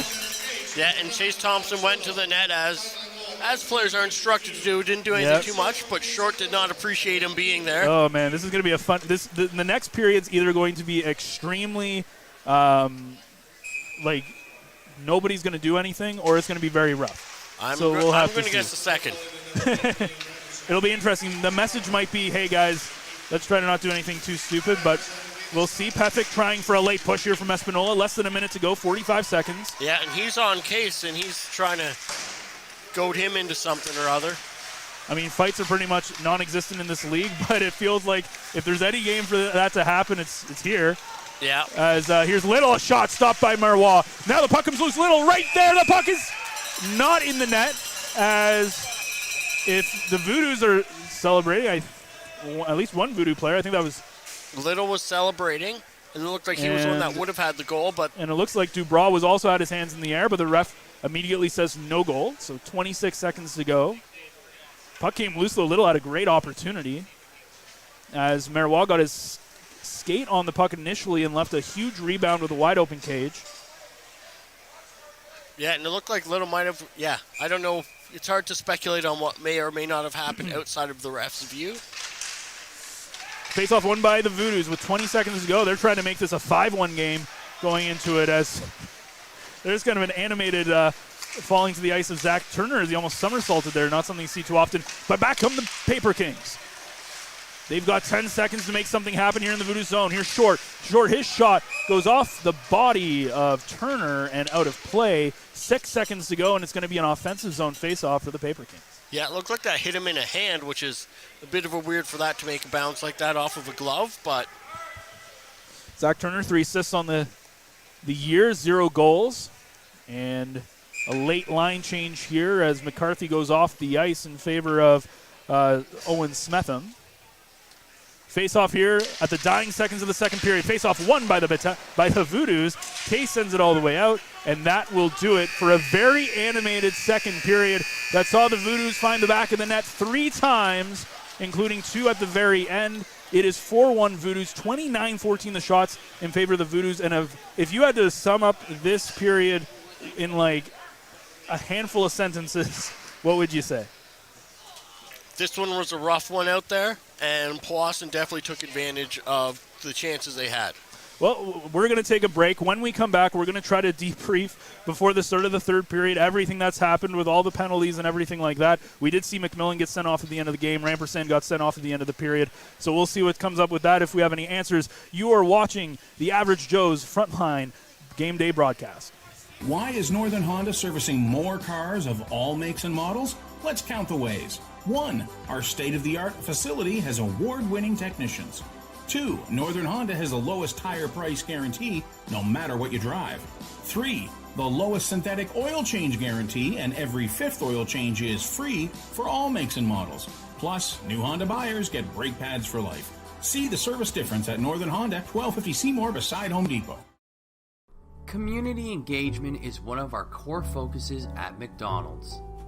The key is finding the right people who are passionate about the same things we are, helping kids be kids. McDonald's proudly supports local organizations such as the North Bay Regional Health Center Foundation, Big Brothers Big Sisters, One Kids Place, the Children's Aid Society, and Ronald McDonald House Charities. Stop by McDonald's on 1500 Fisher Street, North Bay to see how we can serve you and the community every day.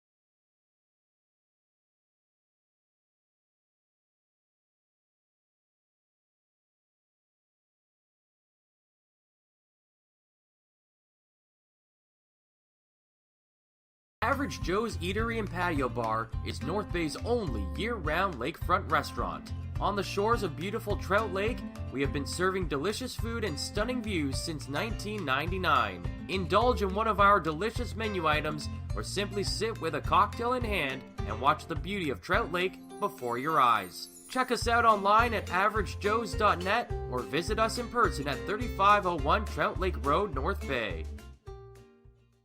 Hey there, I'm Mike the Financial Advisor. When you strip it down to its core and you take away all the industry jargon, I help people solve financial concerns. So if you're concerned that you'll never save enough to retire comfortably, or that your kid is going to graduate post-secondary $40,000 in debt, or maybe even that life is going to take a really unfortunate sideways turn and somebody is going to have to open a GoFundMe page for you and your family, I can help you prevent all of those things from happening. If you want to see how, you can find me on Facebook, Instagram, and TikTok. Just do a search for Mike the Financial Advisor. You should find me.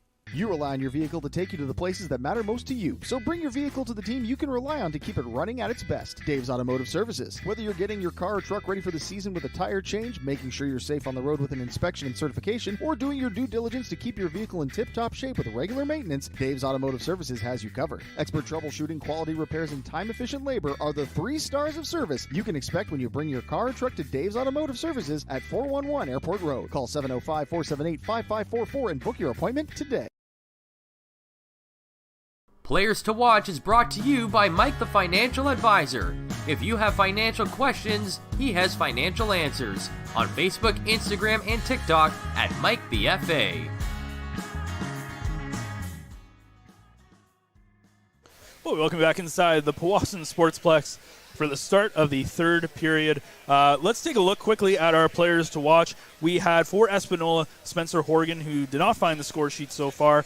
And for the Voodoos, Cameron Lemke, who did pick up an assist in the opening goal of this the second goal. Yes, the opening Powassan goal of this hockey game after Chase Thompson scored to tie things up. Correct. And in some minor updates on the penalties that's 2 minutes and 10 seconds left in the period. Matthew McMillan took a 2-minute minor unsportsmanlike penalty. But I don't think that's actually what it was. I think he got a 10-minute penalty there. And that's all the updates we have for penalties. There was some other ones that happened in there that I'm sure will show up eventually. As soon as we have those answers, we'll give it to you. They incorrectly actually gave the Justin Rusu goal to Rampersad. So for a bit on here, it showed as if Espanola had a goal late in that period, but it is still 4-1 in favor of the Voodoos. And going into the end of that period, I said, man, if they could, with about 2-3 minutes left, if they could get one goal back, they'd be happy. They ended up getting 2. Yeah, so that was good for them. And so it's Russo from Case and Little for that last goal. So we'll have to keep an eye out for McMillan. Of course, he was sent to the dressing room. Now, what we heard from Harrison, the Garrison, who's down there doing socials, what we heard was it was a 5-minute misconduct. We'll see how true that is. No one's in the box, so we'll have to keep an eye out for McMillan, of course, and see if he gets any out there. He is number 10, so if you're watching at home, keep an eye out for number 10. Yeah, and Rampersad, number 8, was in the box, and he has left and been escorted out with some vulgarity. And he did have, I believe the signal was for unsportsmanlike, so he might have gotten a 5-minute misconduct as well, but we just don't know yet. That's the thing is we haven't had any official words, so. It might have been 10 in a game or just out of the game, or I'm not exactly sure. Well, either way, as soon as we have an answer, as soon as we get answers, we will let you know. Once we know, you'll know. We are just getting ready for the start of the third period. Who knows what's going to happen? It could be really chippy. It could be a little bit more passive. It'll depend on, we'll see what the message from each head coach was going into that, coming out of the break, and how much these players take advantage of those words. As the referee taking a second here to drop the puck. The one referee still talking to the Espanola bench, so not sure what the holdup here is, but it will be Jack Lyons versus Cameron Lemke, and Lemke wins the face-off as we're back underway for the third period.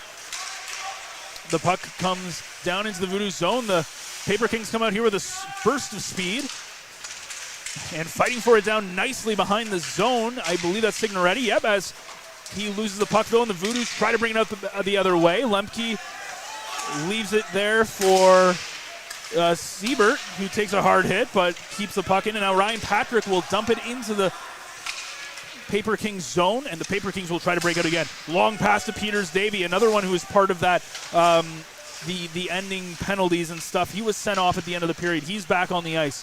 Of course, Liam Rampersad, the other one you want to be keeping your eyes on, number 8 for the PaperKings, and Matthew McMillan, number 10 for the Voodoos. Both of them were sent to the dressing room at the end of the second period. PaperKings with it in the zone. Horgan's shot, but Doracolo saw that all the way easily into the glove in a minute. 54 seconds gone in the third period. 31-15 now the shots in favor of the Voodoos. Yeah, I would put money on both coaches. Said, okay, guys, we want to keep it cool out there. Powassan with a 3-goal lead. It's still quite able for this high-firing PaperKings to come back into the game, so they don't want to give them too many power plays. And the PaperKings, again, don't want to be going shorthanded too much when they have a chance to come back in this one. Russo, the first special teams goal in this game, a power play goal there. Of course, the PaperKings in their season, 7 games into the season, had over 30 goals scored in comparison to the 18 the Voodoos had, and yet the Voodoos have 4 goals here to bring their total up to 22 in 7 games. Puck's in the neutral zone, and now it goes off the stick of a PaperKings player and out of play, but it looks like they're sending it. I think it was off a Voodoos player. Might have been. Either way, it's going to go in just outside of the Voodoos zone, and they'll try to do it again as the Voodoos try to do a quick change here before play resumes. Russo looks like he'll be taking the face-off for the Voodoos. The PaperKings, it was Signoretti who won the face-off, or pardon me, that was Grant Booth wins the face-off. Either way, it comes back into the PaperKings zone. Short picks it up. He tries to go around, but has it now. A bad pass in front for Russo. Russo, a chance in front. His shot, though, it goes off of Norris. Oh, no, it's in the net. And I don't know how that went into the net, but it looks, I know Russo was the last one to touch it, but I think that might have been Owen Smetham, it looks like, with his first goal of the season. As McClellan went and picked up the puck from that one and got there you tossed go, onto the kid. bench. So it was originally Russo who put it through the blue ice, but Smetham with the last one to touch the puck. And either way, I'm sure that Jake Maywa would probably like to have that one back. Again, a bit of a shaky start to his season, and now 5 past him in this game in about 42 minutes, and the Voodoos once again extend their lead now 5-1. But there was one game I did last year against the Hearst Lumberjacks where they were in the same situation. They were up 4-5-1. It ended up being a 5-3 game at the end of it. So lots of time left, but the PaperKings are looking a little rough in their own zone as Ferguson picks it up, and they're now trying to get it out. That was a good steal from Russo, though, in the defensive zone. In the Espinola's defensive zone to create that chance. So Russo picks up his second point of the game, and Owen Smetham is not going to forget that one, as that will be for Smetham his first Voodoos goal. And now the Voodoos looking for even more as they have it in front of the high slot. That's a shot from Sturge, goes wide. And now more pushing and shoving in front as McDonald is in there, and I think he's going to get sent off. Yeah, that'll be at least a penalty, I suspect. It looks like that was Ryan Reith Smith who got pushed down, I believe.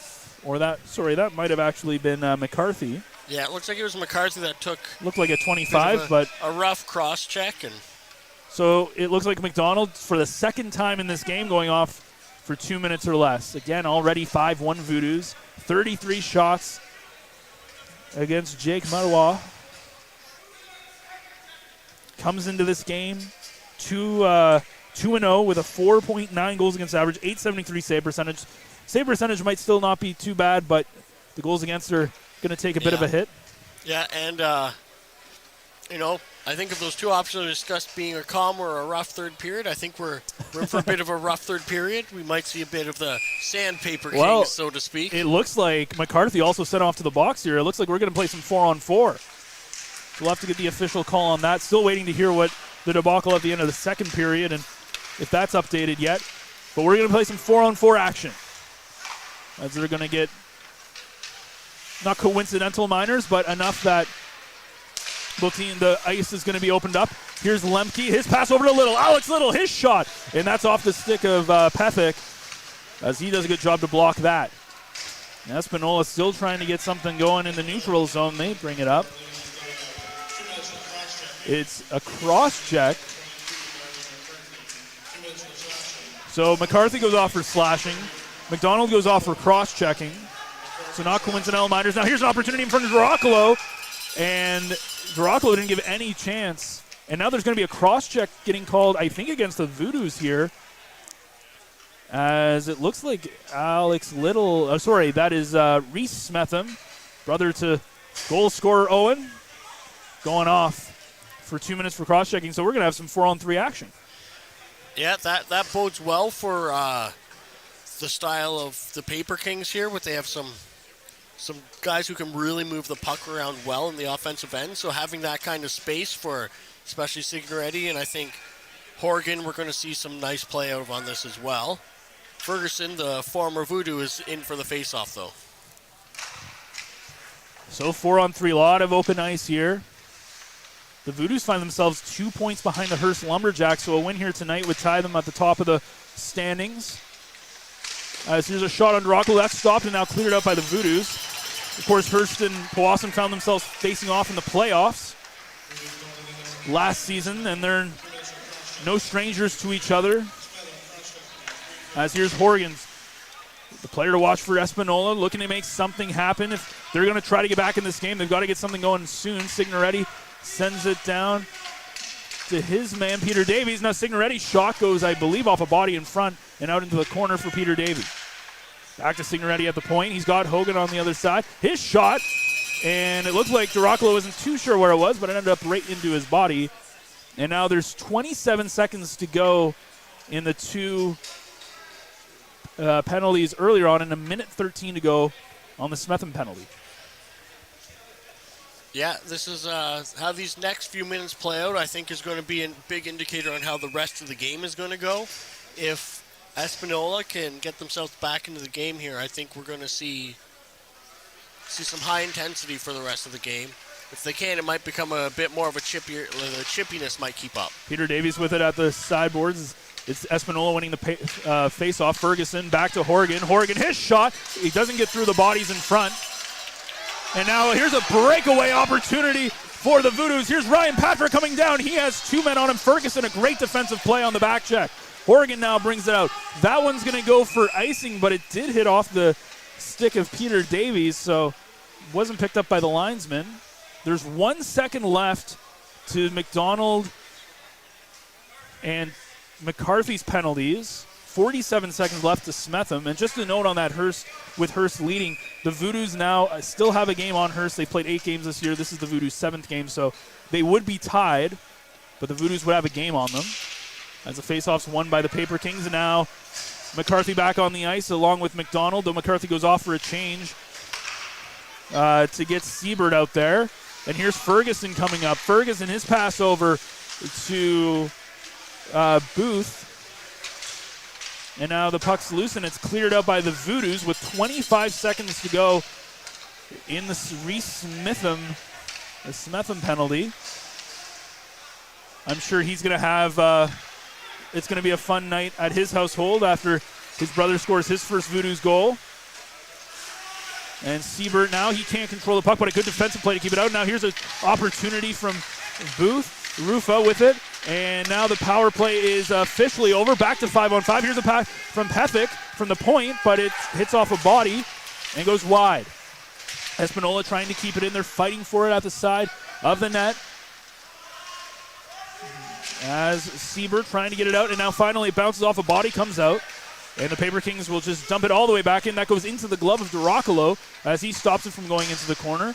He leaves it for Case, and Case sends it out. Now Voodoo's looking for a change as they were pinned down in their zone for quite a bit, and they're going to get an icing call as Siebert's back to pick it up. 14-17 to go in this hockey game, and the Voodoos a commanding 5-1 lead. Yeah, and so the only update on all those penalties that we saw at the end of the period there is Liam Rampersad was given a game misconduct for abusive behavior. Probably towards the referees, to be honest with you. And that was kind of coming. He had kind of a nasty spear that didn't get called earlier on. He's definitely playing his body. Now the Voodoos in with the puck in front, and a really bad angle shot there from Russo looking for a second of the game is easily picked up by Marois. Yeah, and that's one of those ones where it's at the tight angle. And if you're positioned right, it's an easy save. If you feel yourself get even slightly out of position, that can become a really tricky play to handle. And we've seen that before in even the NHL level where there's a little bit of daylight and somebody picks the top corner. Russo now going to take the face-off for the Voodoos, and he is now going to not get kicked out of the face-off dot. As he now wins the face-off, the Voodoos keep it in. And now they send it down into the corner. Here's Siblevich, brings it up for the PaperKings. It goes off of Russo's skate. And again, the PaperKings not able to do anything in the neutral zone with their passing, which has really hampered their game tonight. Puck comes all the way down, goes off Little's stick. And Little will pick it up in his own zone along with his partner in crime, Mason Rotundo. Little still brings it up. His saucer pass across, looking for his man, but he can't quite find the stick of his intended target of Reith Smith. And Marois is just going to pick up the loose puck and hold on for yet another offensive zone draw for the Voodoos. Yeah, and Reith Smith we see have played with the Battalion a couple games this season as well. That he's got speed, he's got hands, he's a great player out there. And he's a young guy still, so as he starts to put some of that together, I think we'll start to see him with the other team we cover as well. They had a couple of Voodoo players that got a chance at Battalion preseason camp. As he said, Reith Smith, one of those guys. As Voodoo's trying to come up, there was an intended pass to Lemke, goes past Horgan. The icing is waved off. Short pit has it behind his own net. Short along with Horgan in the back field of the Voodoos, and another pass to the neutral zone, and now there was a collision, I think, between Patrick and an Espanola player, and now Short's going to get into it, and we're going to have a whole bunch of players lined together. That was lines on the ice. Yeah, Patrick entirely away from the puck. Patrick hit lines, and it was a particularly high and nasty hit that Short's going to be out here, but I'm kind of surprised we didn't see Patrick getting a penalty on that play. I didn't see it at all as I was following the play, but as you said, late high hit from Patrick. I'd be surprised if he gets away with this one, though. Short coming in to defend his player. Yeah, the refs are meeting now. For plays like this, they do give the linesman a chance to say if they saw something or not, too. And I can't see Short getting reprimanded and not Patrick for his hit. Obviously, lines down on the ice for a few minutes. Definitely in pain. I believe he is still, I think he's on the bench right now. Yeah, I don't think he went to the thing, but it was definitely a high, particularly hard hit. I would not be surprised to see them to come out of this with Short's probably going to get 2 minutes for roughing, and Patrick's probably going to get maybe a hit. He could get a check. 5 or 10. He could get that checking. Because that's exactly the play check that they're trying to get out of hockey right now. Yeah, and especially at this age, at this developmental, you'll see this the same thing in the Ontario Hockey League, and this is going to be interesting. This is the first time these teams have played each other in the this season. They've got a few more games left to go. Yeah. This might be a very interesting matchup to keep an eye on, both here in the Sportsplex and also on the road. It looks like Patrick's not getting a penalty. He's on the bench, which is, and I'm sure Espanola can't be happy about that. Well, Liam McDonald, the captain for Espanola, talking to the referee right now. And again, it's been a chippy game. Yeah. And the one thing I will say, though, and this is about the Sportsplex, currently 19 degrees outside, but yet it feels like it's about -2 in here. Yeah, it could be full winter, and we would not know the difference now. It honestly does feel that way. So, again, Chris Dawson, if any time you want to, heat things up in here. Even when these heaters are on, we don't feel it here because they end right before us. Yeah. Anyways. As we play resumes, 13 minutes to go in this hockey game, and I'm sure if this game wasn't chippy before, I would not be surprised, especially when Short gets back out there. If Short and Patrick get out there at the same time. Yeah. Well, Lines is out there right now, and he's thrown at least 2 cross checks that I've seen already. So Zach Turner sends it in, and now we're finally going to get a penalty, and now Liam McDonald not happy as he's going to go after Turner, and now McDonald throws his gloves down, and he's trying to throw some jabs at Turner, which is kind of hard when they're wearing cages. Yeah, both linesmen are standing between, forcing them apart.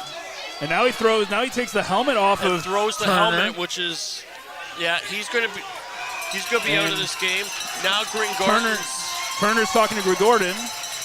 And McDonald, who's not very captain-like. You don't usually see that too often from the captain, but as you said, McDonald's probably out of this game. And he's been the shown peanut to gallery the here at the already. Sportsplex giving what they think. A lot of shouting here. There's no shortage of opinions on the Powassan Sportsplex ever, that's for sure.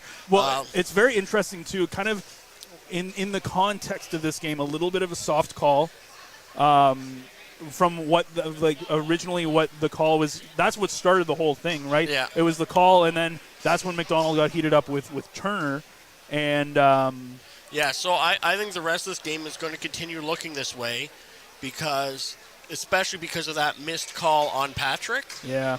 Where and that's where it's tough as a referee. Like as soon as you let certain things happen, you create a precedent. Yeah, but I can't see that being. I think it was just no one saw it. Like you said, it was completely away from the play. Yeah. And it was that those are the plays that even at the NHL level they're talking about late hits away from the play, high hits, all those things are penalties. They're giving guys games for at the pro league. So in these development leagues, they're especially wanting to. But those are the hits too, where that's where you have two referees, right? You have a referee focused on the play, referee focused on kind of all the way back, so they can see everything develop. That's why it's so surprising when you see those things not get called in a two-referee system. So when you're in such a one-sided score game and the team winning gets away with calls like that, frustration definitely boils over on the other side. And that Espanola, they're not going to win this game most likely, right? Going into this period, there's now a 5-minute major on the board. I'm assuming it's a major penalty. Well, it has to be if it's 5 minutes. But nothing so far on the other side for Powassan. No, Patrick is at the bench. He hasn't been shown to the penalty box at all. So Zach Turner not in the penalty box either, though he didn't do anything. He just was kind of taking the brunt of the... Yeah, and I don't know if there was things that were said because the play ended and McDonald just turned around and came back at him, and it took both linesmen to pull him away. And it was Liam McDonald, of course, the captain, who's been in the penalty box twice in this game. He's getting kicked out. I'm assuming it's probably going to be a fighting major just because he had his gloves off. If they have... Yeah, if you drop the gloves, it's a 5 for fighting automatically. I just didn't know if they had fighting majors specifically as a penalty. Yes. Or if they called it something else, right? Either way, and I don't, again, when you look at, suspensions and stuff, the league is probably going to look at something like that, too. Yeah. Potentially. So with that, I'd like to say a special hi to the... off-ice officials who will be watching this video later, because that will definitely be a thing that happens. I can tell you. I would not be surprised about the Patrick hit getting looked at after for supplemental. Yeah. So when do these two teams play again? I'm going to put my name down for that game. If they meet at the showcase, that's going to be one of the exciting ones there for sure. Yeah. So 12:42 to go in the third period. It is 5-1. For the Powassan Voodoos. There's a 5-minute major from Liam McDonald, who's been the captain of Espanola, who's been shown out of this game. Obviously, game misconduct, as he basically tried to fight Zach Turner. Turner had nothing for the Voodoos, so it'll be 5-on-4 for 5 minutes. And again, with majors, as lines now again getting some pushing and shoving right off the face-off with Russo. Russo's been a guy who's been part of the extracurricular activities after the second period. With major penalties, it goes for the full 5 minutes. If you score, you can score as many times as you want. Espanola, for the next 5 minutes of game time, is going to be down to 4 men. I would not be surprised to see some more penalties before this 5 minutes is up as well. And this is where, again, the youth of these teams, right?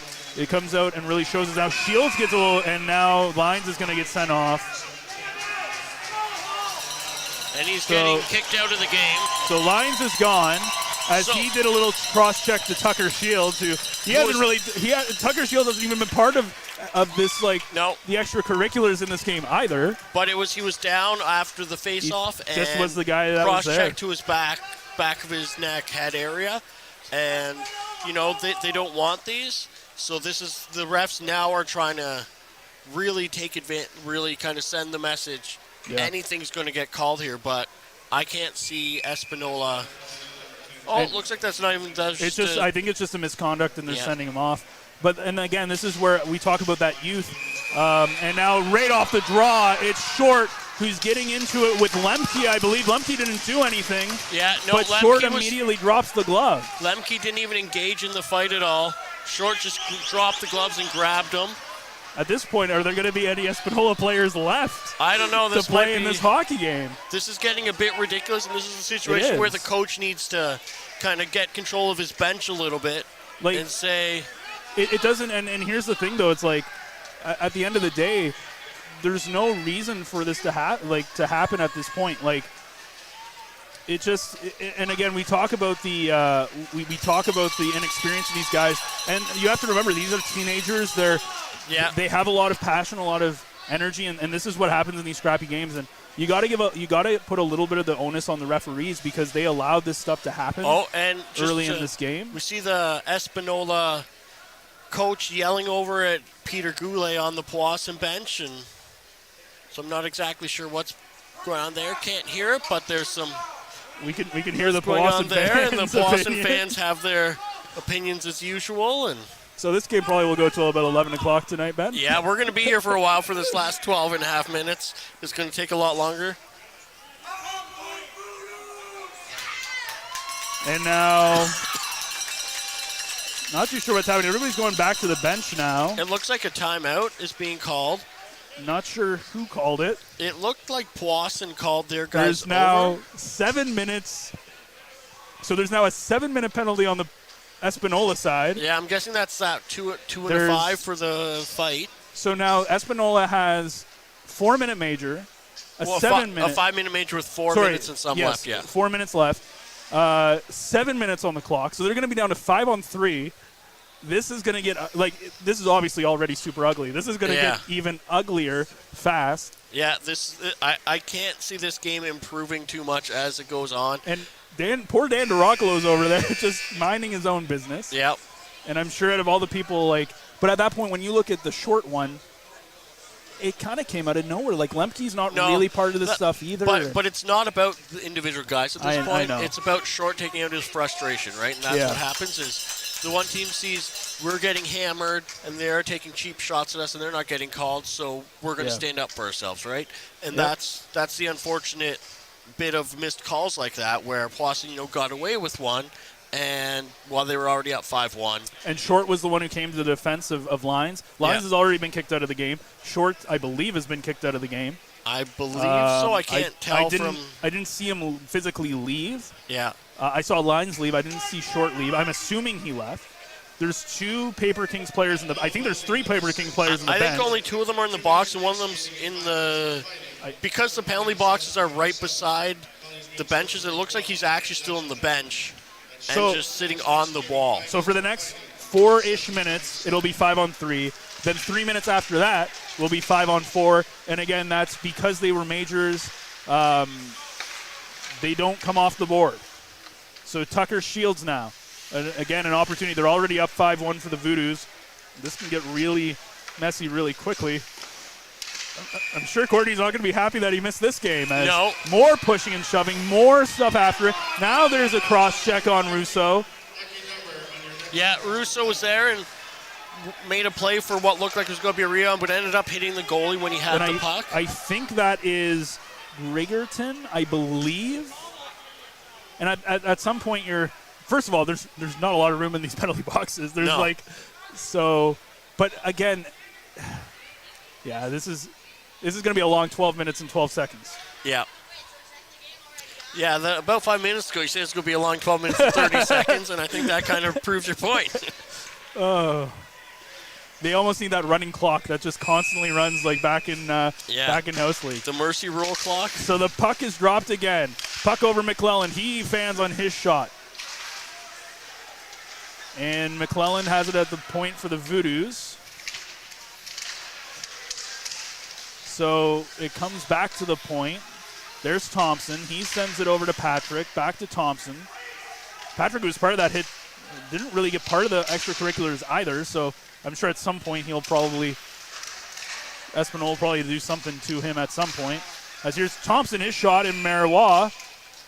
Because remember, this is a hockey game at the end of the day. Makes the save, and now there's going to be another misconduct on Espanola. Grant Gordon's getting kicked out for unsportsmanlike first shots. He was taking it. Smetham there in front of the net. So Espanola now down to 1, 2, 3, 4, 5, 6. Like, honestly, probably about 8 men at this point, if you include the 2 guys that are in the penalty box. So there's 3 guys on the ice, 2 guys in the box, 1, 2, 3, 4, 5, 6, 7 guys on the bench. Plus Andrew Golton, who's the backup goaltender tonight. Yeah.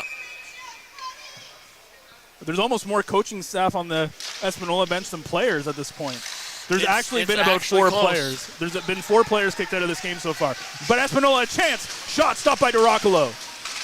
Because, again, this is still a hockey game. Yep. And back come the Voodoos. They've got numbers. Little. He sends it over to Lemke. Lemke sends it back to the point. Here's Russo. He sends it back to the point. Case, his shot up for Marois. And this might be the first whistle that we've had where there hasn't been any extracurricular. Yeah. So I think at this point, most of the people who were really fired up are probably sent to the dressing room. I think also with all the suspension, not suspension, all the being removed from the game players, guys are saying, okay, we got to keep some of us still here to finish this time.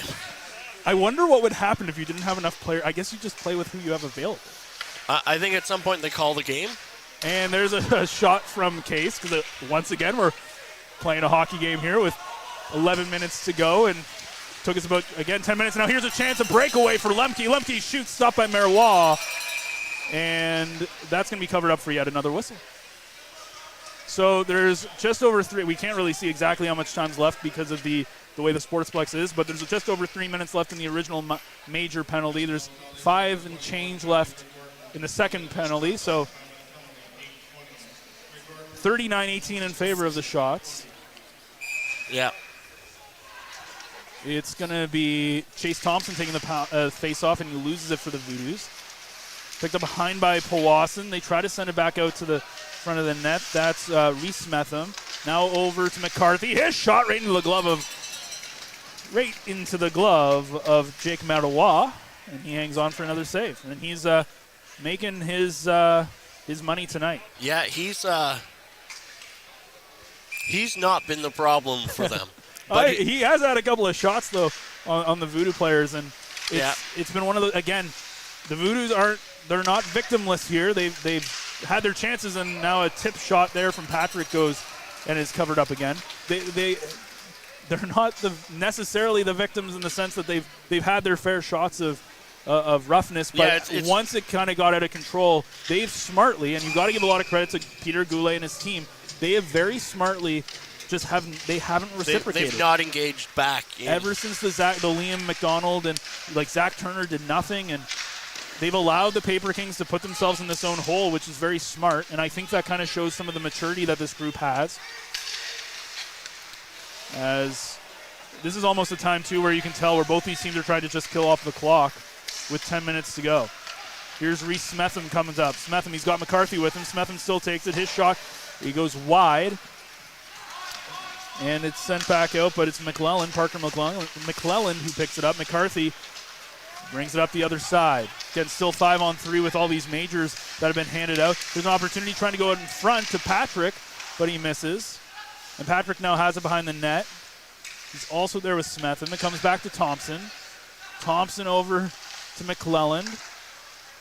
And now the Voodoos just kind of playing catch here. That's Thompson, his shot. That goes off of Patrick and wide. And it's now in the corner.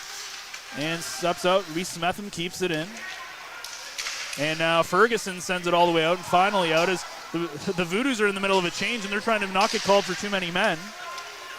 Still over a minute to go as they now ice the puck.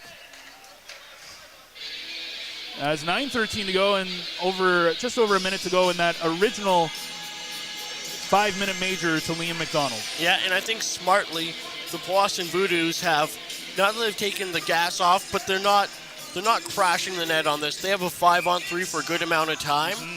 They can just hold the puck, make sure the PaperKings don't get any chances.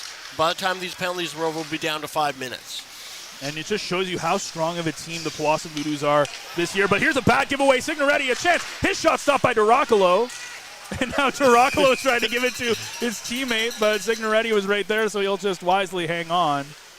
And I got to say, this has probably been one of the wildest but most fun games between the Battalion, the Voodoos, and the Trappers that I probably think I've ever called. Yeah, we don't see too many more wild than what we've seen so far today. I'm excited to talk about this on the podcast. I think we're recording it Monday.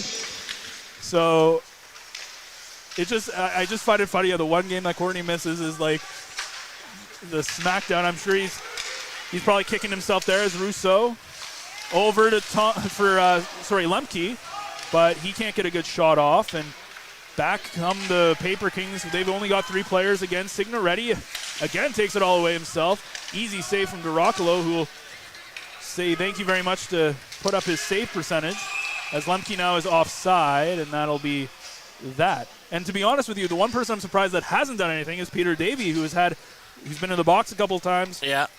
He's been part of that ruckus and the roughhousing, but the thing we're seeing now is that it looks like Espanola has decided that they're here to play hockey now, and they've had a couple good chances, especially by Signoretti on this shorthand on 5-on-3. That I think they're trying to, if we can get if we can maybe get 1 or 2 shorthanded here, we're right back in this game for when we get back to even. Exactly.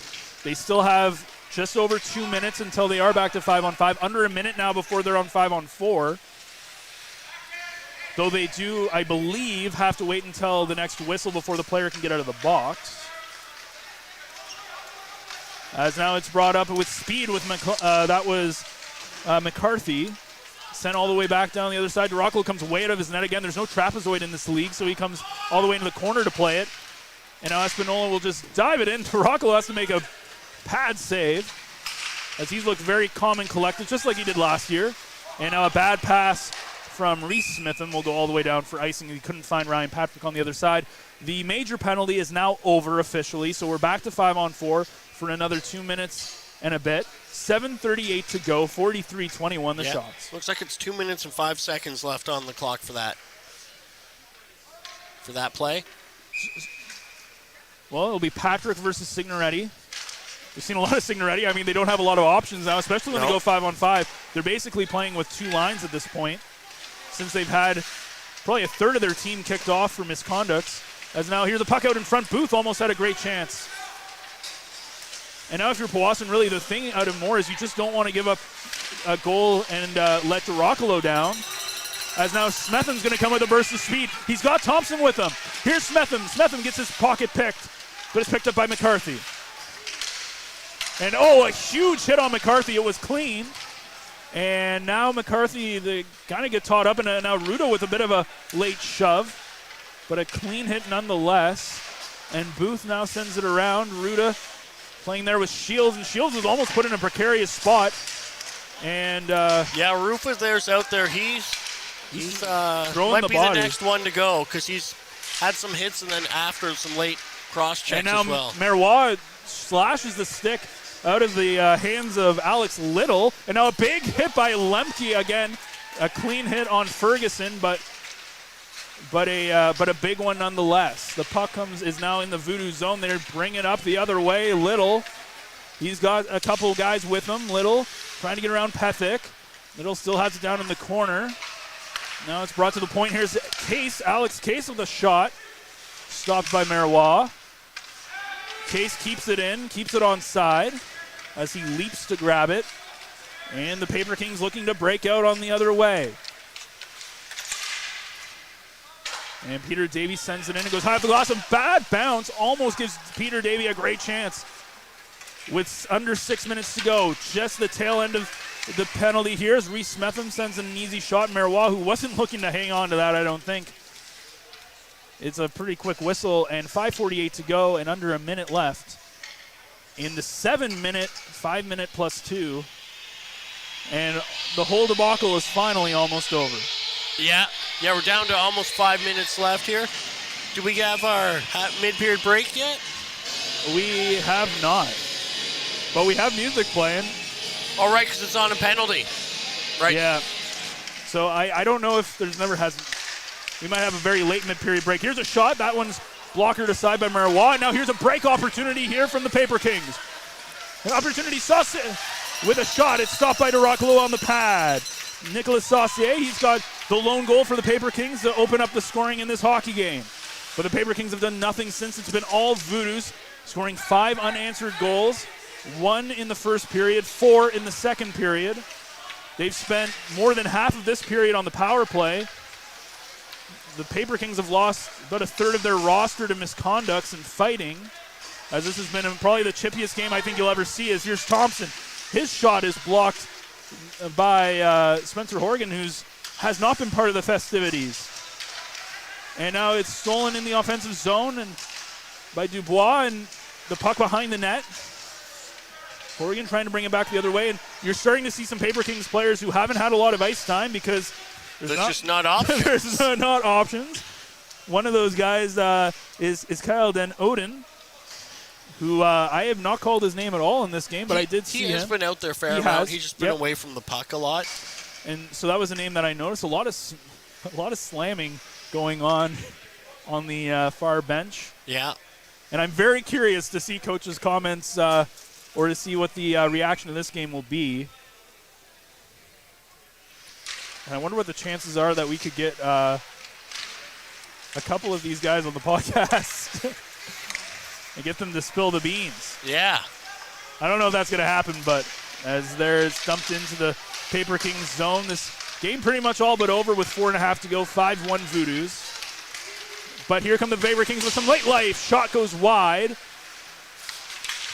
And back the other way with speed. Here's Smetham. Smetham sends it over. Here's a chance from his brother Owen as they're playing on the same line here. And Marois with it. And now finally with 4:17 to go, we're going to go to our mid-period break. 5-1 Voodoos. You are watching the Average Joe's game day broadcast. Joe's Eatery. Average Joe's, where we want your experience here to be a happy one. 3501 Trout Lake Road. Tonight's 3 Stars is brought to you by Dave's Automotive Services, 411 Airport Road in North Bay. Expert troubleshooting, quality repairs, and time-efficient labor are the 3 stars of service you can expect from Dave's. Well, the 3 stars are going to be a very interesting question as we come in here. Ben, what have you seen in this third period? We talked about it being chippy. What has been good? What has been bad?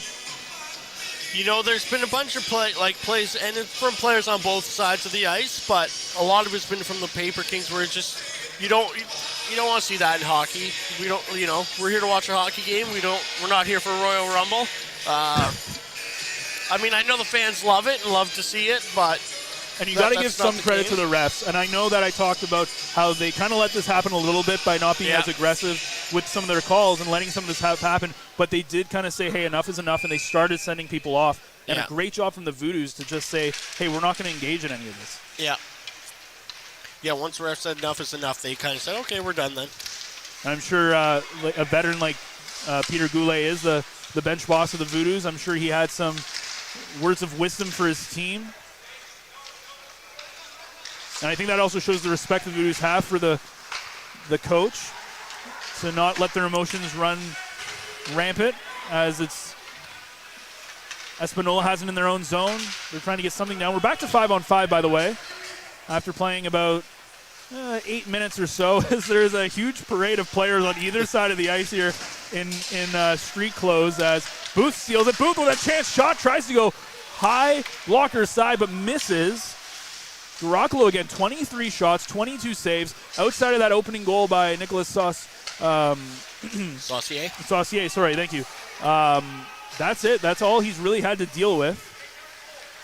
Hasn't had too busy of a night either. And now here's a chance from Owen Smetham. He's looking for his second NOJHL goal, and he's not able to do it as his pocket gets picked. What a special night for him. And I'm sure there's a lot of reasons why he won't forget about this game, but scoring his first goal will easily be the highlight for him. Can never take that away from him. Now his brother Reese has it. He's got him and Owen coming in, and it's stopped by Jake Marois as he holds on for the whistle with 2:50 to go. Yeah, and Wraith Smith took a bit of a hit from behind and then an elbow to the face right here, right in front of us against the boards, and no calls from the ref, but he just skated over the bench perfectly fine, and the game carries on. Again, 6 players on the Espanola bench, and that's after the 5 players on the ice. They have 11 players left after having probably about 4 or 5 players kicked off. Peter Davies, he's been going through everybody, and his shot gets blocked by Zach Turner, who was really the catalyst to this whole thing, as he was the one who started getting kicked off, and now the play gets blown down. Not too sure why. Maybe. Yeah, I'm not too sure why he got blown down there. He might have just thought Dorokalu covered the puck. Yeah. But it was loose. Either way, it'll be an offensive zone draw for the PaperKings. Yeah, these last few minutes have gone by a little bit quicker than this period was looking like it was going to be. Yeah, it's been a quick 10 minutes since the last time, since all this stuff happened. Puck gets dumped down, Pethick with it in his own zone. The PaperKings looking maybe just to get, at this point, maybe even just one more by them. Again, they've scored a lot of goals, 34 goals coming in this, but they've given up a lot as well. Over almost, well, at this point now, up to 30 goals given up on the season as it goes down for icing. So it's been kind of a double-edged sword. Yeah, and you can tell by the firepower they have that on the night that they're getting the bounces their way and they're finishing their goals, they could put up a lot in a hurry. But as we've also seen, 5-1 here, 9-0 from Sudbury. Yeah. That it's, they could go the other way against them too. They're a little bit raw, right? And you can see it in that neutral zone game as well, as it's now dumped into the into the Voodoo zone. I swear I'll get it right at some point.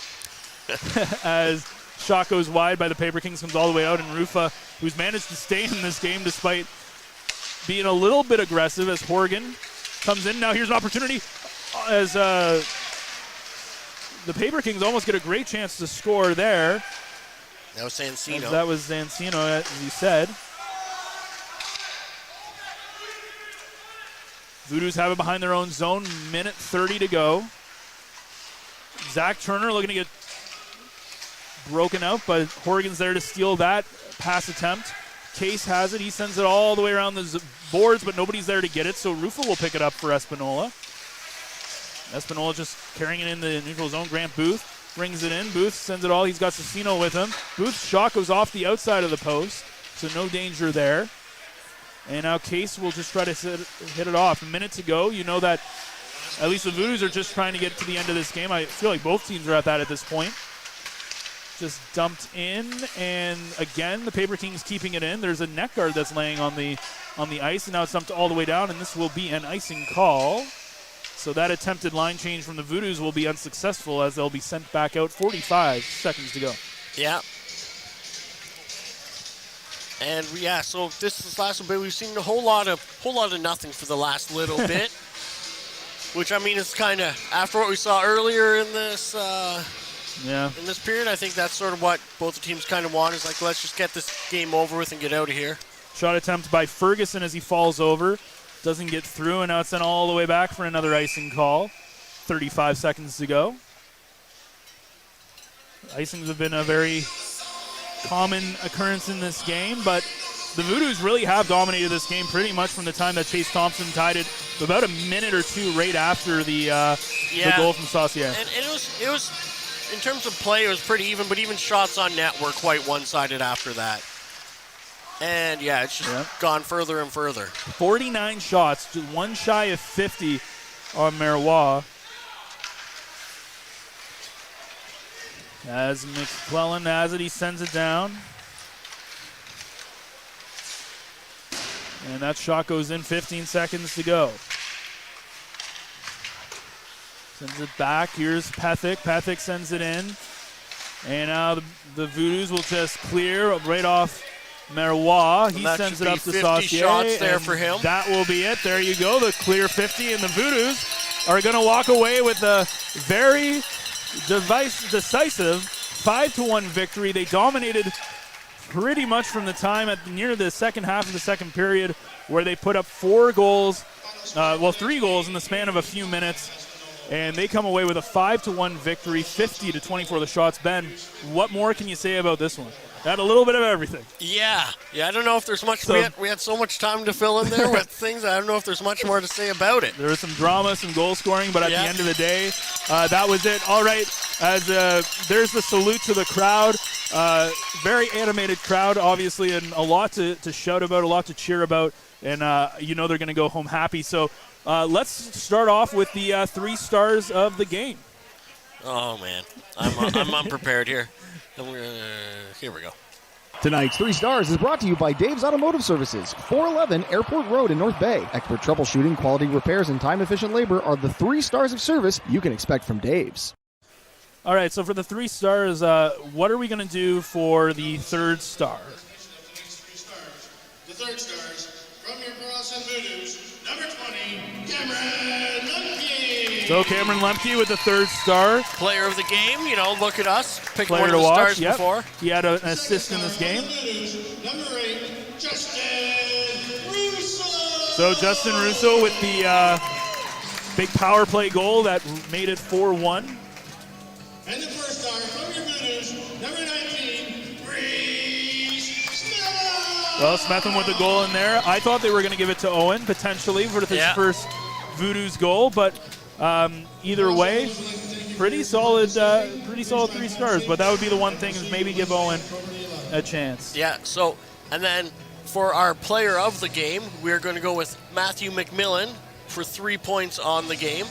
Yeah, McMillan looked absolutely fantastic, though he did leave that game at the very end of the second period after the Russo goal as well. Yeah, but and either it looks way, like that was not a penalty. Yeah, that was a team decision for him to leave the game. Very interesting. We don't know the story behind that, but either way, he did not come back for that 3rd period and change.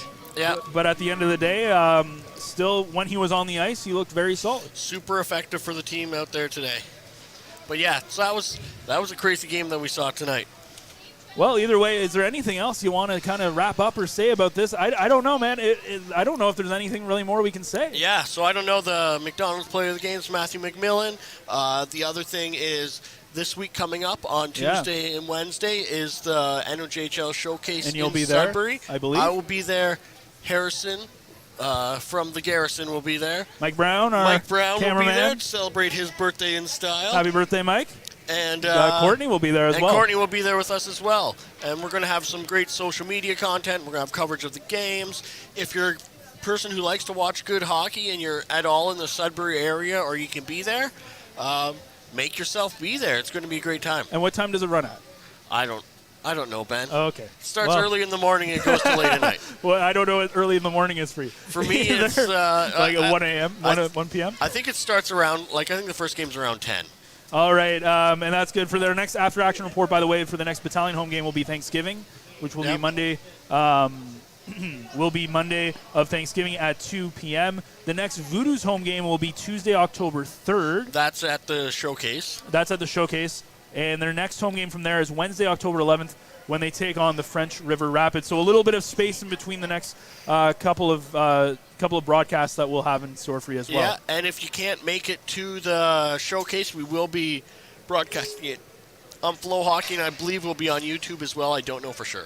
Awesome. Well, let's wrap things up here as we get to the end of it. Again, it's the Powassan Voodoos with a very commanding 5-1 victory with a lot of antics. It had pretty much everything you'd want in it. It had some heartbreak, some drama, some great action, and I'm sure the fans are leaving here very animated, very happy.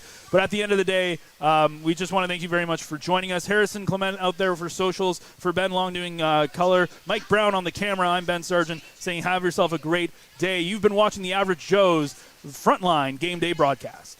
Average Joe's Eatery and Patio Bar is North Bay's only year-round lakefront restaurant. On the shores of beautiful Trout Lake, we have been serving delicious food and stunning views since 1999. Indulge in one of our delicious menu items, or simply sit with a cocktail in hand and watch the beauty of Trout Lake before your eyes. Check us out online at averagejoes.net or visit us in person at 3501 Trout Lake Road, North Bay. Hey there, I'm Mike the Financial Advisor. When you strip it down to its core and you take away all the industry jargon, I help people solve financial concerns. So if you're concerned that you'll never save enough to retire comfortably, or that your kid is going to graduate post-secondary $40,000 in debt, or maybe even that life is going to take a really unfortunate sideways turn and somebody is going to have to open a GoFundMe page for you and your family, I can help you prevent all of those things from happening. If you want to see how, you can find me on Facebook, Instagram, and TikTok. Just do a search for Mike the Financial Advisor. You should find me. You rely on your vehicle to take you to the places that matter most to you. So bring your vehicle to the team you can rely on to keep it running at its best. Dave's Automotive Services. Whether you're getting your car or truck ready for the season with a tire change, making sure you're safe on the road with an inspection and certification, or doing your due diligence to keep your vehicle in tip-top shape with regular maintenance, Dave's Automotive Services has you covered. Expert troubleshooting, quality repairs, and time-efficient labor are the 3 stars of service you can expect when you bring your car or truck to Dave's Automotive Services at 411 Airport Road. Call 705-478-5544 and book your appointment today.